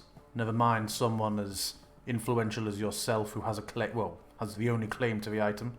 So we are keen to ensure that we are seen to be willing participants in its recovery. I do not doubt that at all. I'm most certain that you have been misled to wander into this place so blindly. So worry not. I'm not here to shed blood on Martinel's floor here. And he kind of gestures over to the elf. Martinel. Yeah. Martinel, the fat owly elf. Is in there. I will. So who I have before me, I do not know, but I'm sure in time I will find out. But one thing I do know is that you are no enemy of mine until you make yourselves an enemy. I'll give a little bit of a half bow. Secret Servant of the most noble order of the Radiant Heart, lately a Cutler. Then he looks to the next person in line, looks along the row. My name is Intithia.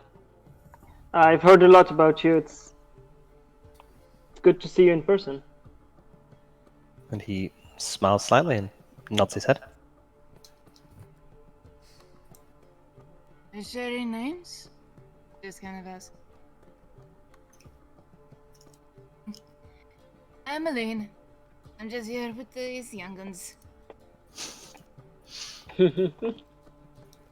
And then he looks to Torilos. A more inquisitive look, not seeing many Triton around these parts. Turilos Nilasuktukath is my name. Quite the mouthful. Not many of your folk walking around on these lands, but I see many of your people about. Well, I am We'll let him finish. Jarlax O'Banry, and he kind of like just tips his head deeper.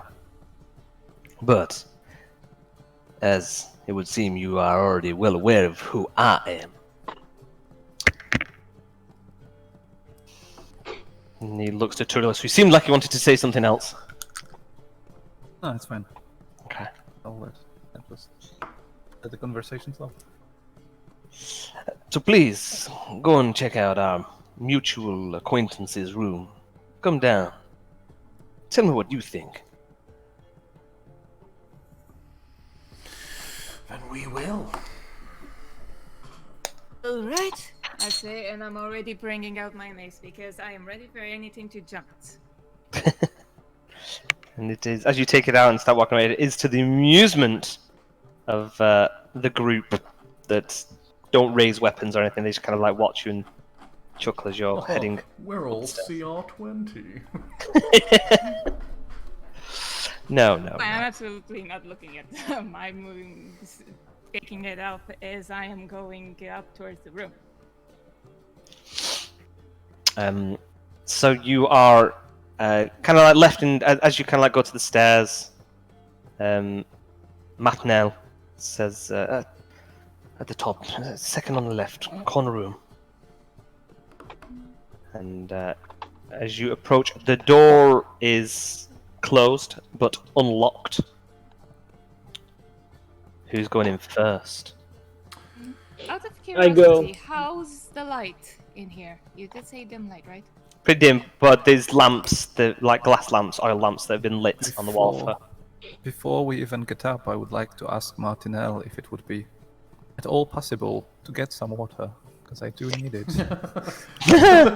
And, yes, of course. I'll have one ready for you when you come back down.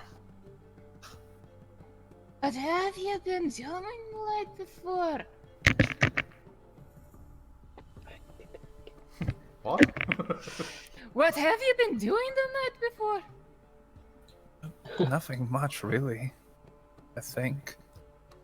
Are we doing? I mean, you can scold Turielos later. We have more Yes. pressing matter to tend to. That is true. That is true. So can I just go into the room without any regard for safety? If you wish. Yes, please. Okay. The knowledge of whether you should have had regard for it comes later. You open the door and walk through. Can you roll me? No. As you go in, it is freezing in here, and you see straight away that this room, like looking through the window, there is the shutters are open, the window is open, and all the curtains are blowing in, and there's just like just everything is wet through that was in front of the window. There's a desk that's wet through. Just all kind of like puddle of water on the floor. There's a pile of wet clothing, and yeah, it's freezing in here. If y'all are having a look around, then I would like to present the option for investigation checks. Yes, please. I don't think I would I'd myself. I think I'd rather take instruction. I would rather help someone else than make my own. Okay.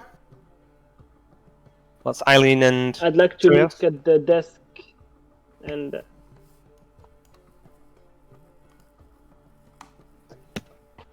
Well, What's Turielos and Eileen doing? Are you looking around, or are you standing watching Seeker, or?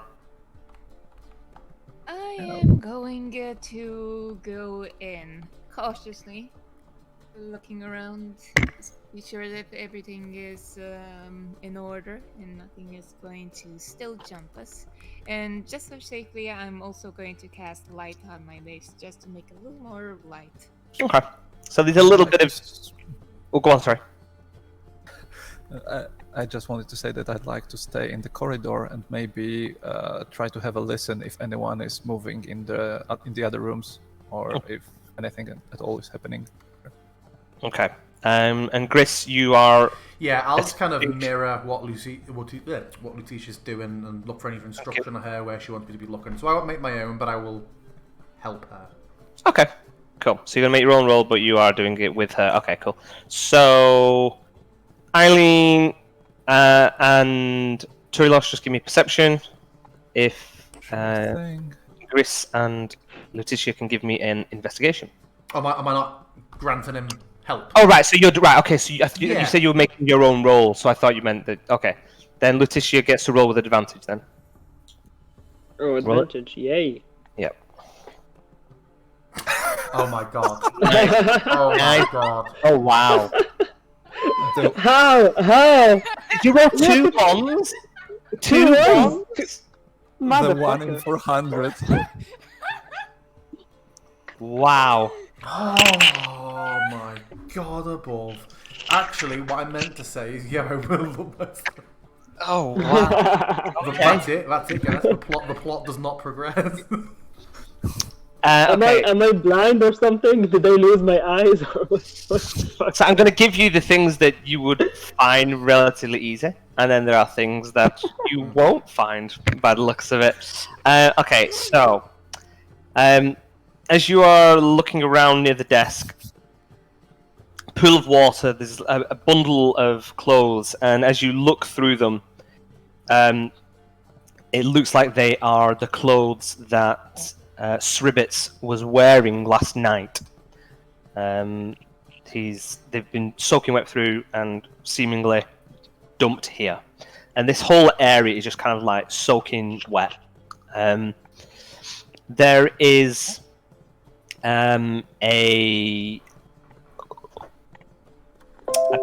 piece of paper that is soaked, and to the table, it's kind of like soaked and wet through, like stuck to the table. A letter. What do you wish to do? First of all, does it look safe? How does the letter look? The letter looks like it has the ink has ran slightly, but what do you mean safe?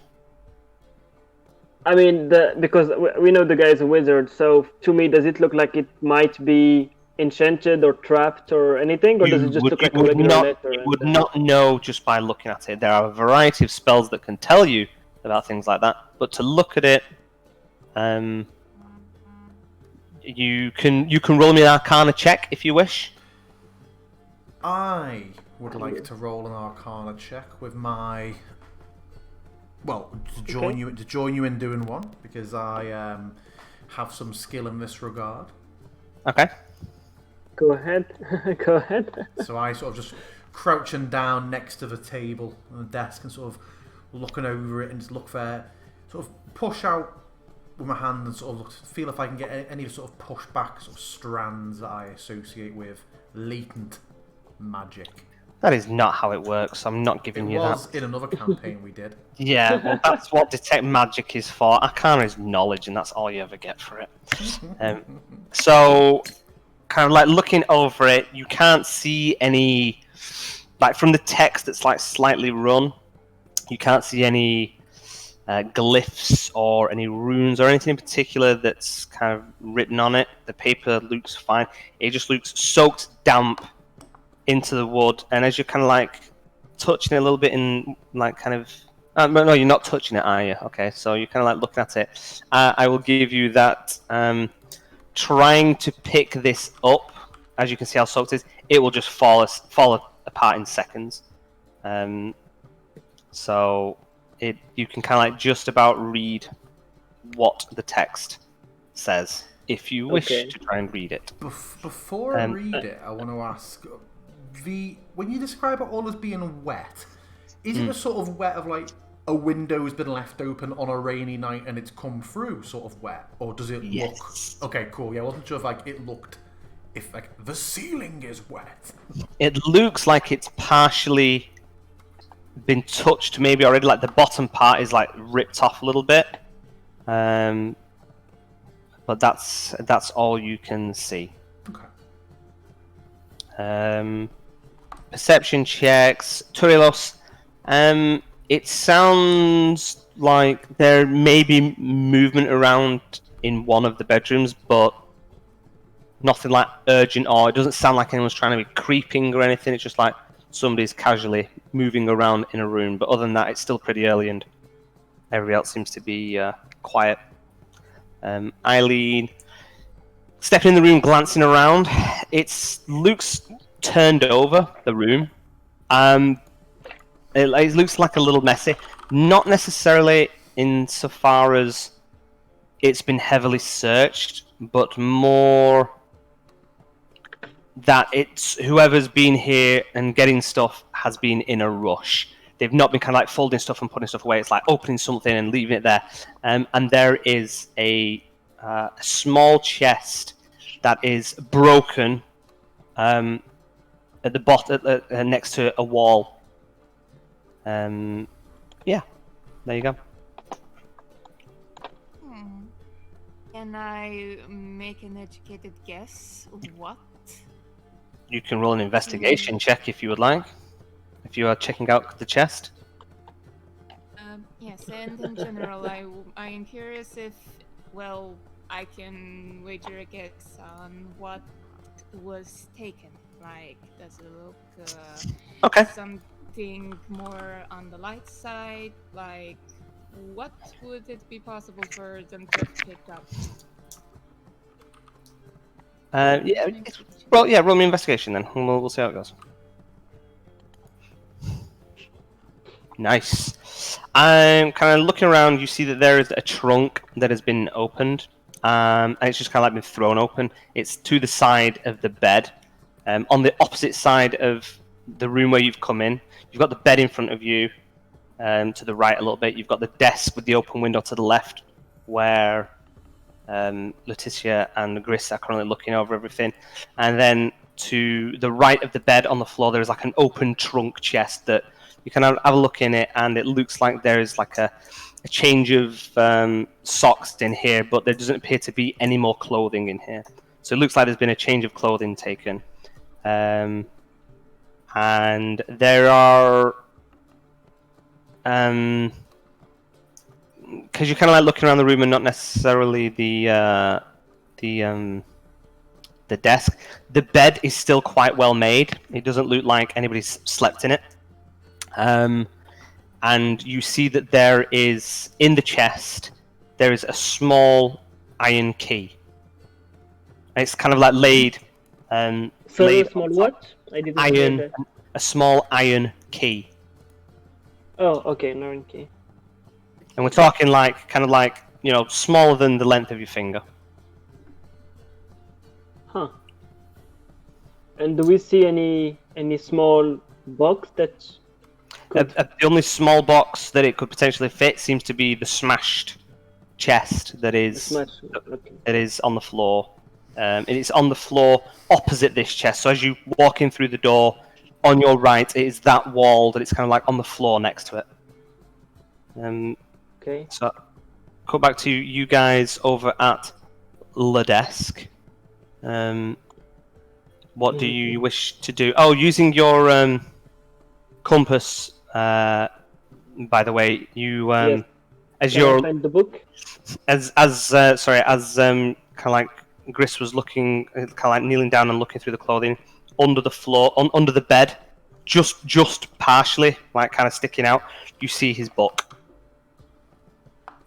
Can I look what's inside of it? You can. If it's still, is it also wet or? It doesn't. I mean, it seems to be a little bit wet around the edges, but it doesn't seem to have been like exposed all night. It's more. It's more like kind of like damp on the surface, and as you open it, the pages are bone dry, and you quickly realise that it is a spell book. Nice. Can I know what spells are in it? Sorry. I mean, it'll take you a little while to read through because spells take up a few pages and stuff. If you want to look through them now, or if you want to look through it. No, I'll just look at it. No, I'll put it in my bag and keep it for later. Okay, I will tell you that, like a quick glance, it doesn't seem like Sribbits was necessarily an accomplished wizard by any means, but there's a couple of spells in there. Okay. So can I call it Sribbit's spellbook? You can call it That's Sribbit's okay? spellbook, absolutely. Can I just confirm as well, unless I missed something, we've done all this, we haven't actually said we want to read what was on the piece of paper, have we? You have not. So yeah, while he's looking at that, I will lean over the table and see if I can read it without disturbing it. Okay. Well, as you lean over and read it without disturbing it, I will see if I can share this. How do I share? Is it an image? It is in the items directory. So if it has a picture, then you would open the item up, and at the top... Sorry. If it is a picture, then you would right-click on the item, and you've got Show Artwork. I've got View Item Artwork, but it's only showing the icon artwork. Drag Maybe... it into my bag, then, I guess? Yeah, I was going to say I might have to if drag I it can if it's share an item. Yeah, it might have to go on someone's. Okay, bear with me 1 second. I will change this into... No, I'll keep it as an item, I suppose. It's going to make it easier. Bear with me 1 second. for future reference, if it is like, you know, some sort of Strahd style letter, making it the image in a journal entry is a very good way of sharing it. Yeah, okay. 'Cause when Well, I wasn't you sure. go into a new journal entry, you can just click like the image tab at the top and say this journal entry is a picture. Okay. Yeah, I knew that. I just wasn't sure whether it would be better for it to be an item or not, so that you've got it in your inventory. I suppose when you want to share it, then it becomes a bit more difficult. Okay, so let's see. I don't know where it's necessarily going to drop. It'll probably go into my loot category, and then I'll have to Okay. divvy it out from there. Where did it go? Oh, it's gone into loot. There you go. Yes. So as you are looking it over, and you're taking a bit more note of it, the message is at the bottom in normal scripts. If you wish to Is read it? the normal Oh, scripts, cool, yes. cool. Oh, what? I can't click and highlight that. Do I have to go into edit the item? Let's have What, a the look. text? You can't? I Do you want can't me to... from. I have to. I can now. I just have to. Okay. So I'm gonna presume that Jaraxxus will have. Draxel? Oh fuck! I'm gonna do that a lot. Jaraxxus is something from World of Warcraft. I'm gonna say that loads by accident. I think. Elidar, Lord of the Fallen Legion. Yeah. Trifling gnome. Your arrogance will be your undoing.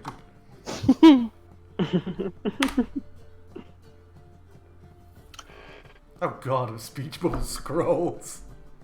Oh It's no, moving too fast. we still need to... Well, it's in the chat channel. box. It's in the chat thing. Okay. We need to turn that thing up. It's Yeah, really we can. distracting.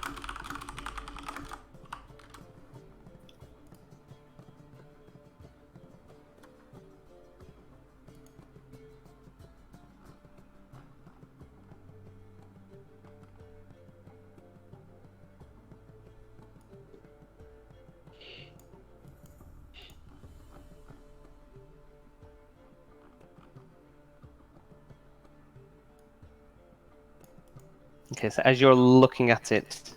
Sorry, I'll wait till everybody's finished. Yep. Oh no. Oh no! More!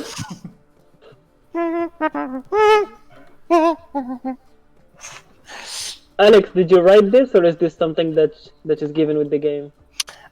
So the second one that Gris has done, that's actually from Star Wars. I didn't write that one. No, I was talking about the first one. Yeah, no, I wrote it. Okay. It's my fine. it's my story, my plot. It I like is- It is fine. It is fine. So, what is this something that allows to travel? Can we locate it? Is there some hint of some what? contraption that we see in the room? That because the last sentence is, "I have enclosed something that should allow you to travel." So I guess that's the something that was in the little smashed box. Do we see some remnant of it, or some broken things in the Who knows? room? Or... Have a look at the smash box if you wish. Okay, that's what I will do then. It's What a are you- magic socks of teleportation. So what's the deal with this letter? Because obviously, if it is soaking through and stuck to the thing and can't be picked up, I will take the notepad I do not use for my recipes, and I will jot it down so I can read it out later if Cool. needed. super. And so yes, as you're kind of like looking at it closer, it would appear that the bottom end has been burned off. And I'm going to say kind of where the letter is. It doesn't look like... So there is a candle on the table that is obviously out and wet through.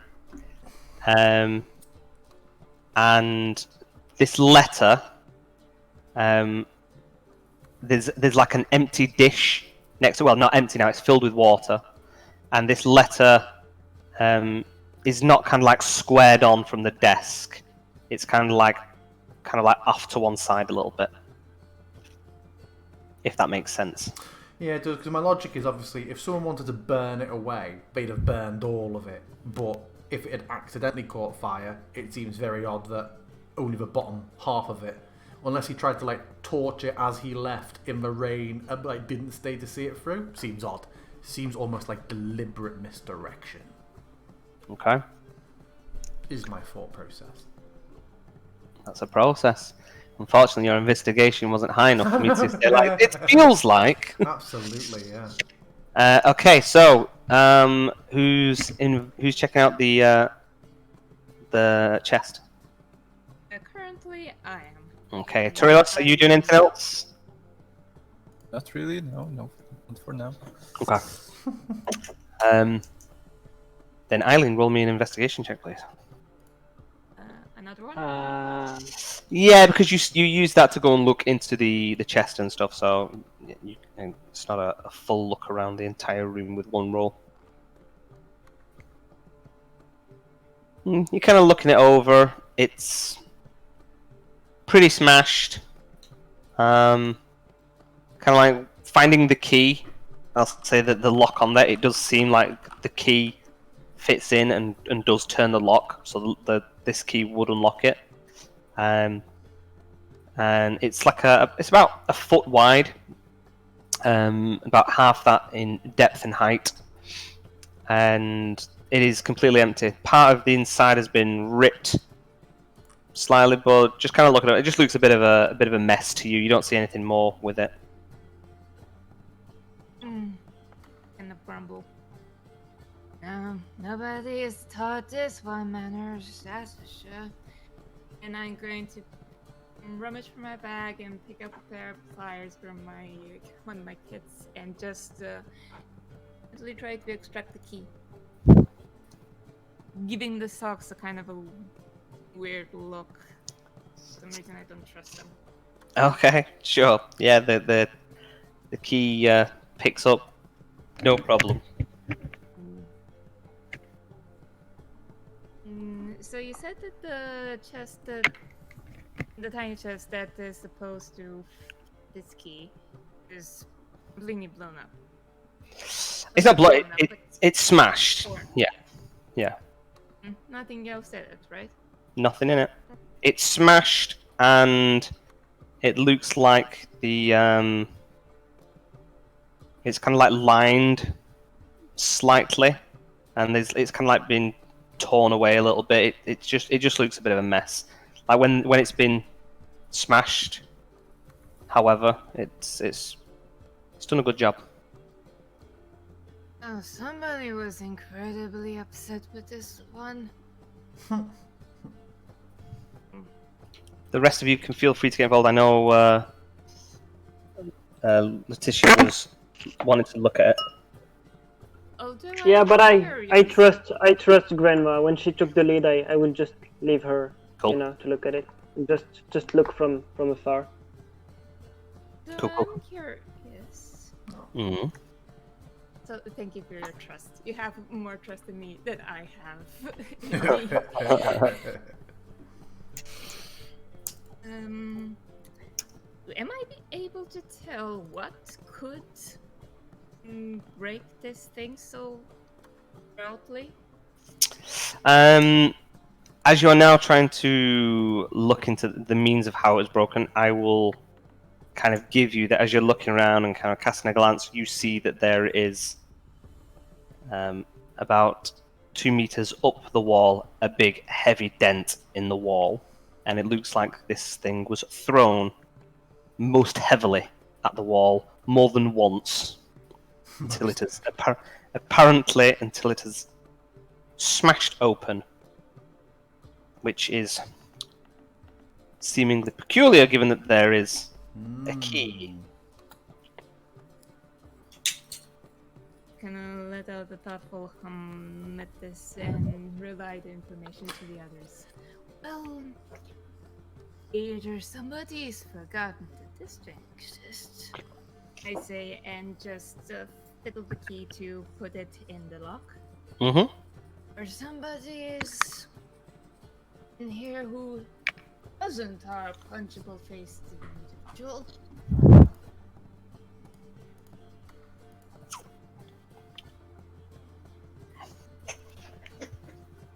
So what, you've put the key into the lock, have you? Yes, I have.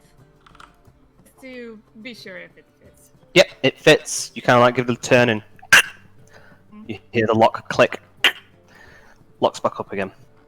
And kind of like looking over it, it is seemingly inconspicuous box. Really doesn't seem to be anything in particular to it.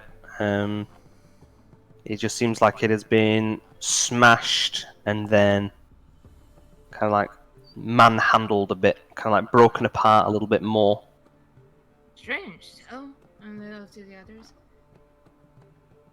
Whatever it was, gone through all the trouble of breaking this, the key's right here. And if they could have just picked up the chest and edited it off.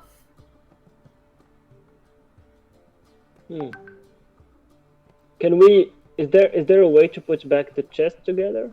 You could cast a mending spell if anybody has mending. No. Absolutely, yes. You do? To see Becau- what is going to go around. Yes, there is. Yes, I have mending. I was not expecting for it to actually be useful. There you go. Oh, nice. So it And can we takes. try to use the key again? So bear with me. So you are using mending. So it is a cast of. Is it a cast of 1 minute and then it instantaneously does it, or an instant cast and then it takes a minute for it to affect? I can never remember which way around. Let me recheck the wording, please. Single break or tear. It seems to say spell usage 1 minute. Okay. What is your focus, your symbol when you are casting a spell? Don't exactly have it in my inventory, so to say, but I'm going to guess that there's my notebook. Your notebook is your symbol, your holy symbol. Yes, rip me, or more like what I have written in my notebook. Okay, cool. I'm basically keeping the names of all my past patients. Okay, that's nice. I like it. So as you kind of like put your hand, because obviously there are material components to this, so that would mean your holy symbol. So as you kind of like hand on your notebook, as you're kind of like casting the gestures over this box, you kind of like holding it in place as much as possible, and you kind of see like the splinters kind of like closing up, and where the joints have been busted, they kind of like knit back together into these really quite elaborate dove joint corners, and it just kind of like slowly starts coming together. And you might have to cast it like 2 or 3 times to connect all the parts back together, and then everything is there. It's fully intact, and then when you open it, everything is intact apart from the lining, where it is lined on every side apart from one of the long lengths. There was nothing there to repair. One length of this lining has been completely removed, and as you can kind of like see it intact now, I will let you have it that you realise that this was a lead-lined box, and one strip of the lining has now been removed from it. So it would be fair to presume that the person did not necessarily want what was inside the box, but more what part of the box was made of. And as was established by Turios last evening, lead can and will block detection of magic items.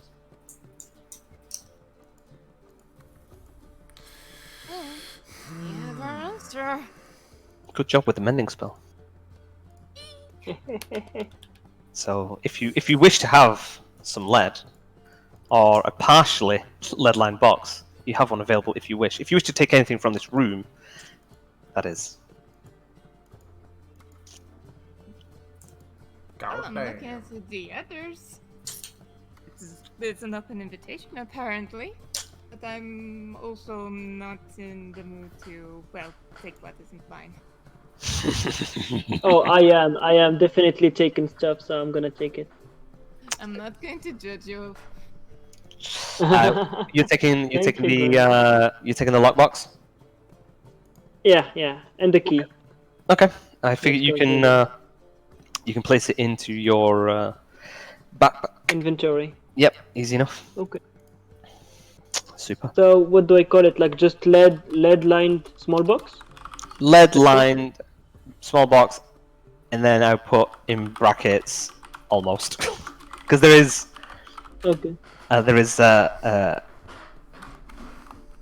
one edge of this cube, this chest that is not lined, and so it would not necessarily fully work. Okay. Almost lead lined. Almost lead lined box. Yeah. Small box with key. With key. Okay. And it's a big boy. It's gonna kind of like heavily fill like the majority of your backpack. It's like a foot.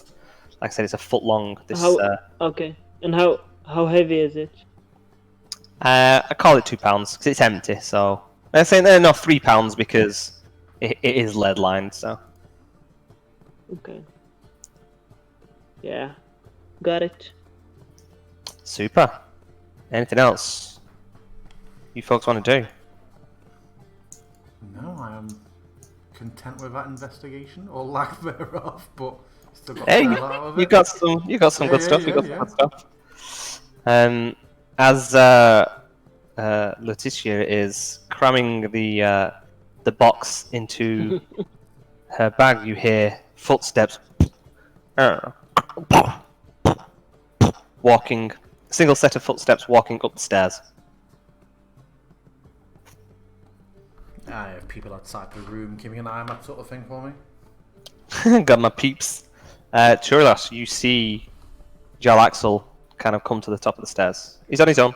Your face, Draxel. And he draws his blade. And he gives you a nod and then kind of like approaches the room. And unless anyone's saying anything or doing anything, he's going to stand in the doorway and kind of like leans on his side in the doorway, like leaning on one arm. I'm going to approach him and ask him, so why didn't you check the room yourself? When you sent us in, I was expecting maybe some trap or something like that, but there was nothing. What was keeping you from Well, looking yourself? we have already looked. Do not be fooled. I would have not let you come here first. I just said that I have somebody else that is also going to be coming looking. So what did you find? Anything of interest? Oh, colossal mass is the worst thing. You will have already read the letter on the desk, I presume, then, or what remains of it. I have. What did you make of it? The Well, manner... our mutual. Sorry, go No, ahead. go on, go on. No, go. Okay. The partial manner of its destruction is as interesting as its content, to the point where would my lack of evidence... Do you know what? I'm going to say that I still think it's... You can say what you think it is. Yeah, exactly. If your exactly, investigation, I would have maybe confirmed a little bit more one way or the other with the yeah. investigation. Yeah. The fact that it is only partially burned, not completely, and yet has been left here to the point where it's become waterlogged, I wonder if it's in fact been left as almost misdirection. An interesting theory. But what elements of misdirection do you believe are in there? What should we not act upon, and what should we?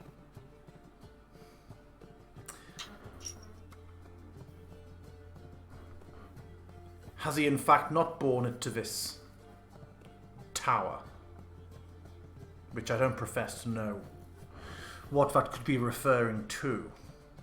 Has it in fact been taken somewhere else, and this is to be a decoy? Does Sribbits in fact even have it? Or has he not palmed it off to an accomplice? I do not believe that to be the case, simply being that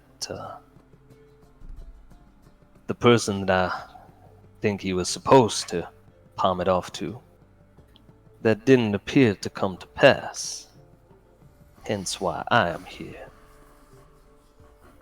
And this tower? You are in Luskan.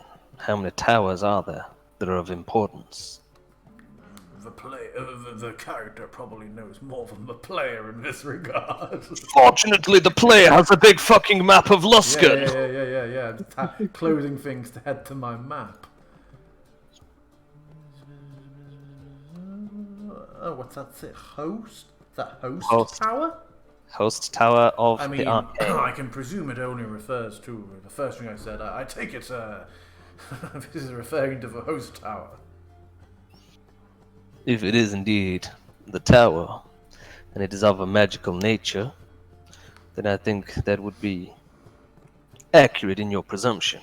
And you will know that the host tower of the arcane is the Brotherhood of the Arcane. That is their tower. So if that is correct, we can presume that this letter was from someone within the Brotherhood who wishes to further undermine your organizations. Perhaps. They have tried many times, and over the years, they have grown stronger. They speak of the North. What do you know of the North? Everybody says that Luskan is as far north as civilization goes. I often fear that people who say that haven't read all the module books that I have. Did you Do not say... presume beyond the Wow. span of the world Yeah. is considered to be civilization. Absolutely. What a cheeky boy. Right, this... I can't remember if we talked about this out of character last week. We obviously identified as a group that the orb was Neferese. Mm-hmm. Do we in character know if the Neferil had any particular relevance to the North? Would Sir Gris conversationally be able to link that orb, the Neferil orb, and heading for, the Arcane Brotherhood having ambitions in the North?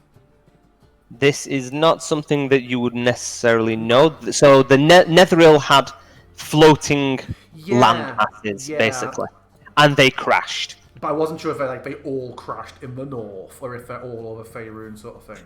Oh no! I mean, Netheril is pretty much a northern territory. Right. Okay, I didn't know that. And now, well, in character you do, and now you do as well. So he's kind of like, he's just sitting, he's listening to you.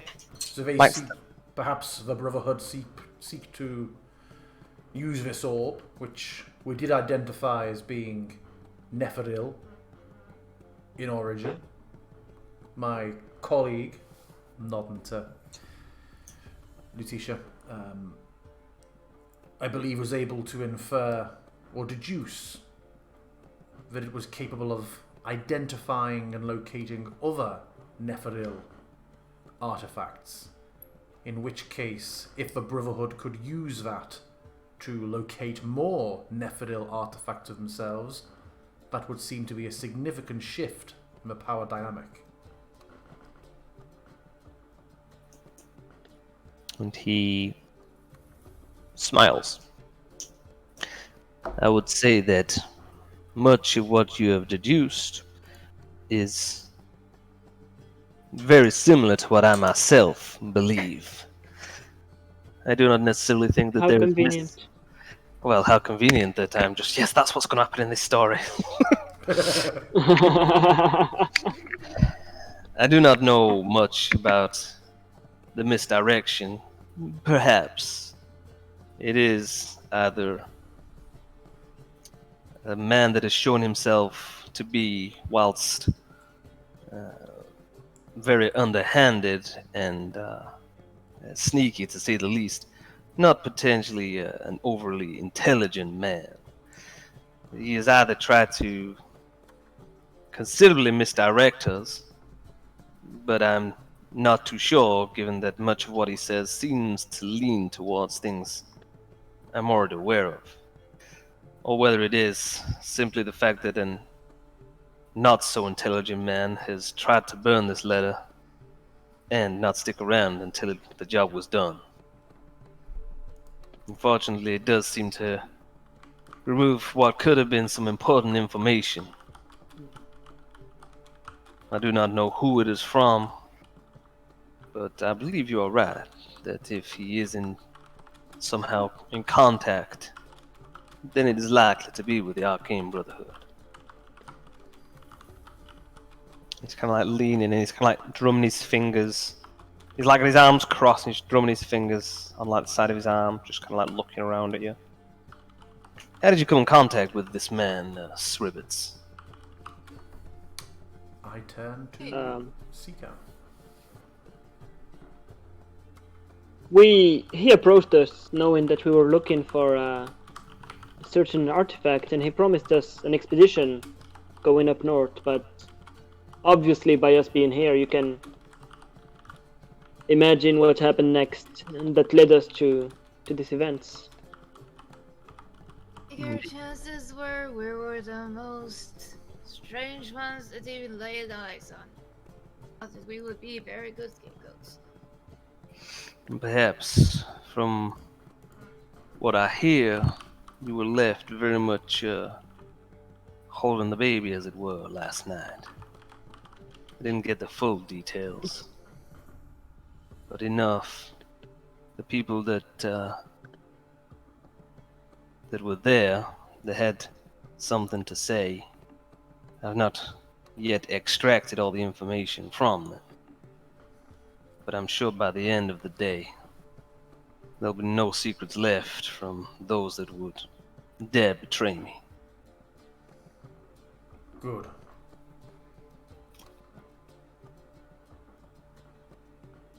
I do feel like this man Sribbits may have headed north with what I consider to be my artifact. And you're right, it is Netherese in origin.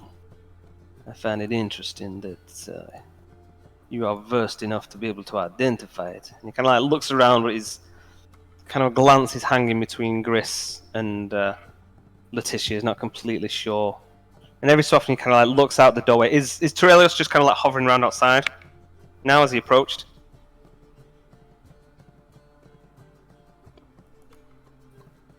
I think Nope. Mr. Glyph has moved it. Torelios? Oh, what happened? I don't know why it was. Okay, he would be.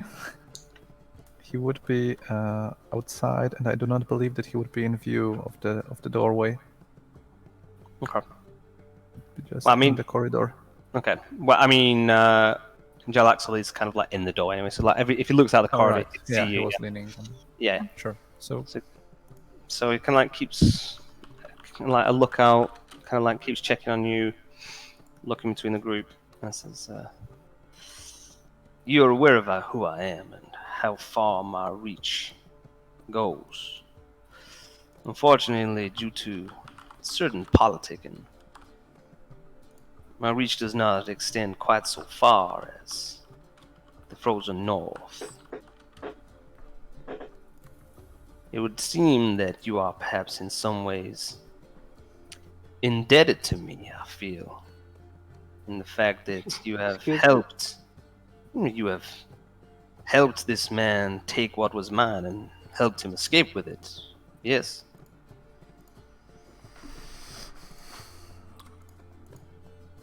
I feel our willingness to help rectify this situation was already made apparent without the not so subtle elbow lean, but yes.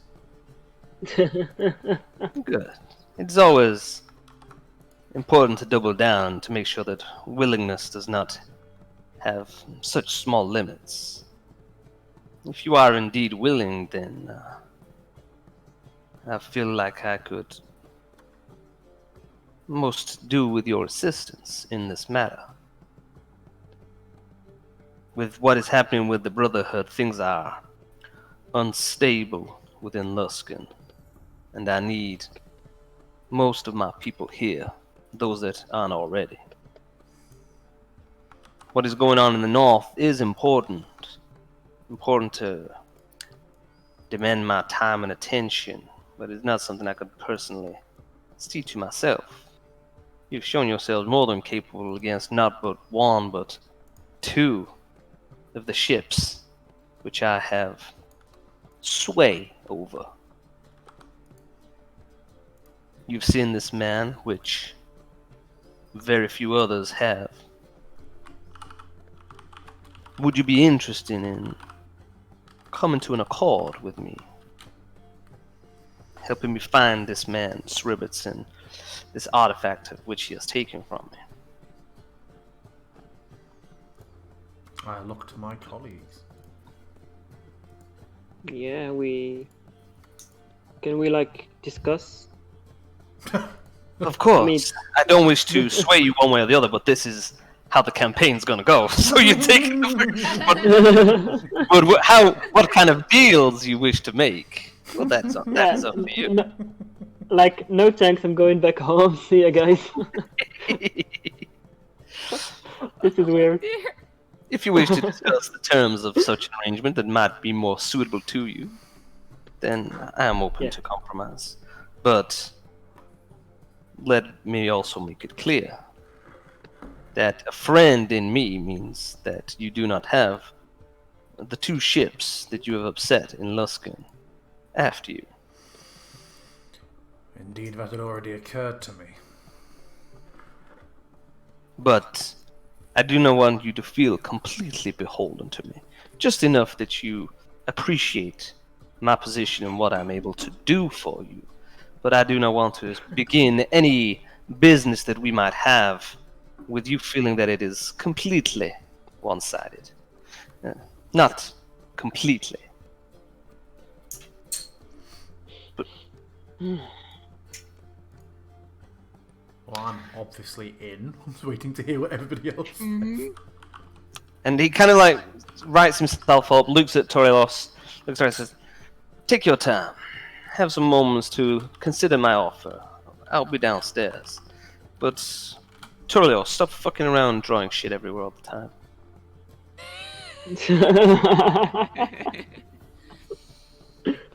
I will be waiting on your answer, but keep in mind, to find this man, he has already got an evening's head start on y'all. Before you leave, one more thing. I don't know if he's completely alone. Perhaps not. I do not know enough about this man. All I know that he seems to have a contact with what we presume to be the Arcane Brotherhood.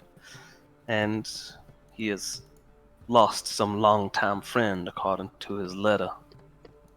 I do not know who that might be. And he looks to you. Any thoughts? Oh, no, the man yet. Cannot let out.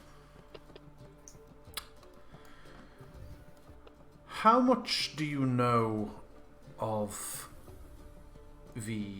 Just checking my notes quickly. Of the staffing and the hierarchy within the Suljacks? I know it from top to bottom, but there is a shift between middle management after last night. Those people that had that in their possession and were willing to trade it away, they did not have permission to do that. I may be looking back on a situation with an eye that overcomplicates it, but I did feel on several occasions there was some sort of familiarity between Sribbits and, he didn't give his name, but the elf that sat aside and presided over what was to be the exchange. I don't know his name or anything else, but he's the only other person I've seen any sort of potential connection with Sribbits, and I do not know if his nature is known to you. I do not know the man myself, but I'm sure that I will be able to discover who you mean. We have everybody that was at the tavern last night among our number now. We can find out, I'm sure, but I appreciate you giving me this extra little piece of information, it may add to something else. What And he- was, if I may, the strange manner in which Caro influenced those urchin boys? And he shrugs and I don't know fully of the incident, only that there's been words that you seem to have made your way through their territory last night and seem to have caught their attention in their ire. Well, that's little I know of it. What do you mean? We pursued, in our pursuit of Sribbits, Caro and around 10 of his number tried to shake us down, and then an altercation occurred, and throughout it all, they seemed to maintain whether the weather brought it on, or whether it brought the weather, a chant. And he starts nodding. I know what you speak. It is old magic. Magic of the sea. A ritual. It takes a devoted few to sing the words right. You need the right words, tone, cadence, and typically used when at sea to bring or mild a storm. But I've heard that Caro has this ability. His old lineage, his people who've long sailed the seas, Pedigree. even for tabaxi. We have lost. He's back. Magic. Powerful magic. But nothing more. Kind of helps not necessarily keep his people hypnotized, I believe. But it takes a level of devotion from them, and once they are in it, I've heard it's hard to snap out. Not something I've witnessed myself. I see. Thank you for this. And he nods and leans up and says, "Take your time, but not too long. I'll be downstairs." And he heads downstairs. May Oh, I say rather shakily. and he turns around. If you would, there were a couple of lads the night before. You know if they're alright? And he shrugs. I don't know. Maybe. Did you leave them alive? Last I checked. Then I'm sure they're fine. Thank you. And he nods and turns on heel and starts heading back down the stairs. So we will take this last moment before we wrap up for the evening, unless you guys want to discuss out of character any types of deal you wish to try to make with... I would like to do that in intercession roleplay if we can throughout the week. Sounds fine to me. Yeah. Y'all folks are up for that. Yeah. Sounds good. Sounds We'll good. set the scene of you being in this room, and then once you have kind of chatted things over, we can either continue it in character over the session, so we can start in a bit of a different point, or we could start with you taking the deal downstairs. We'll see how we go. Okay. Cool. Okay then, folks. A lot of fun. Thank you very much. Well, Yes, thank you very much. thank you guys very much. That was very interesting, the way the evening panned out. Not how I had thought, I will be honest. I will catch Alrighty. you all next time. Catch you all next week. Same bat time, same back channel.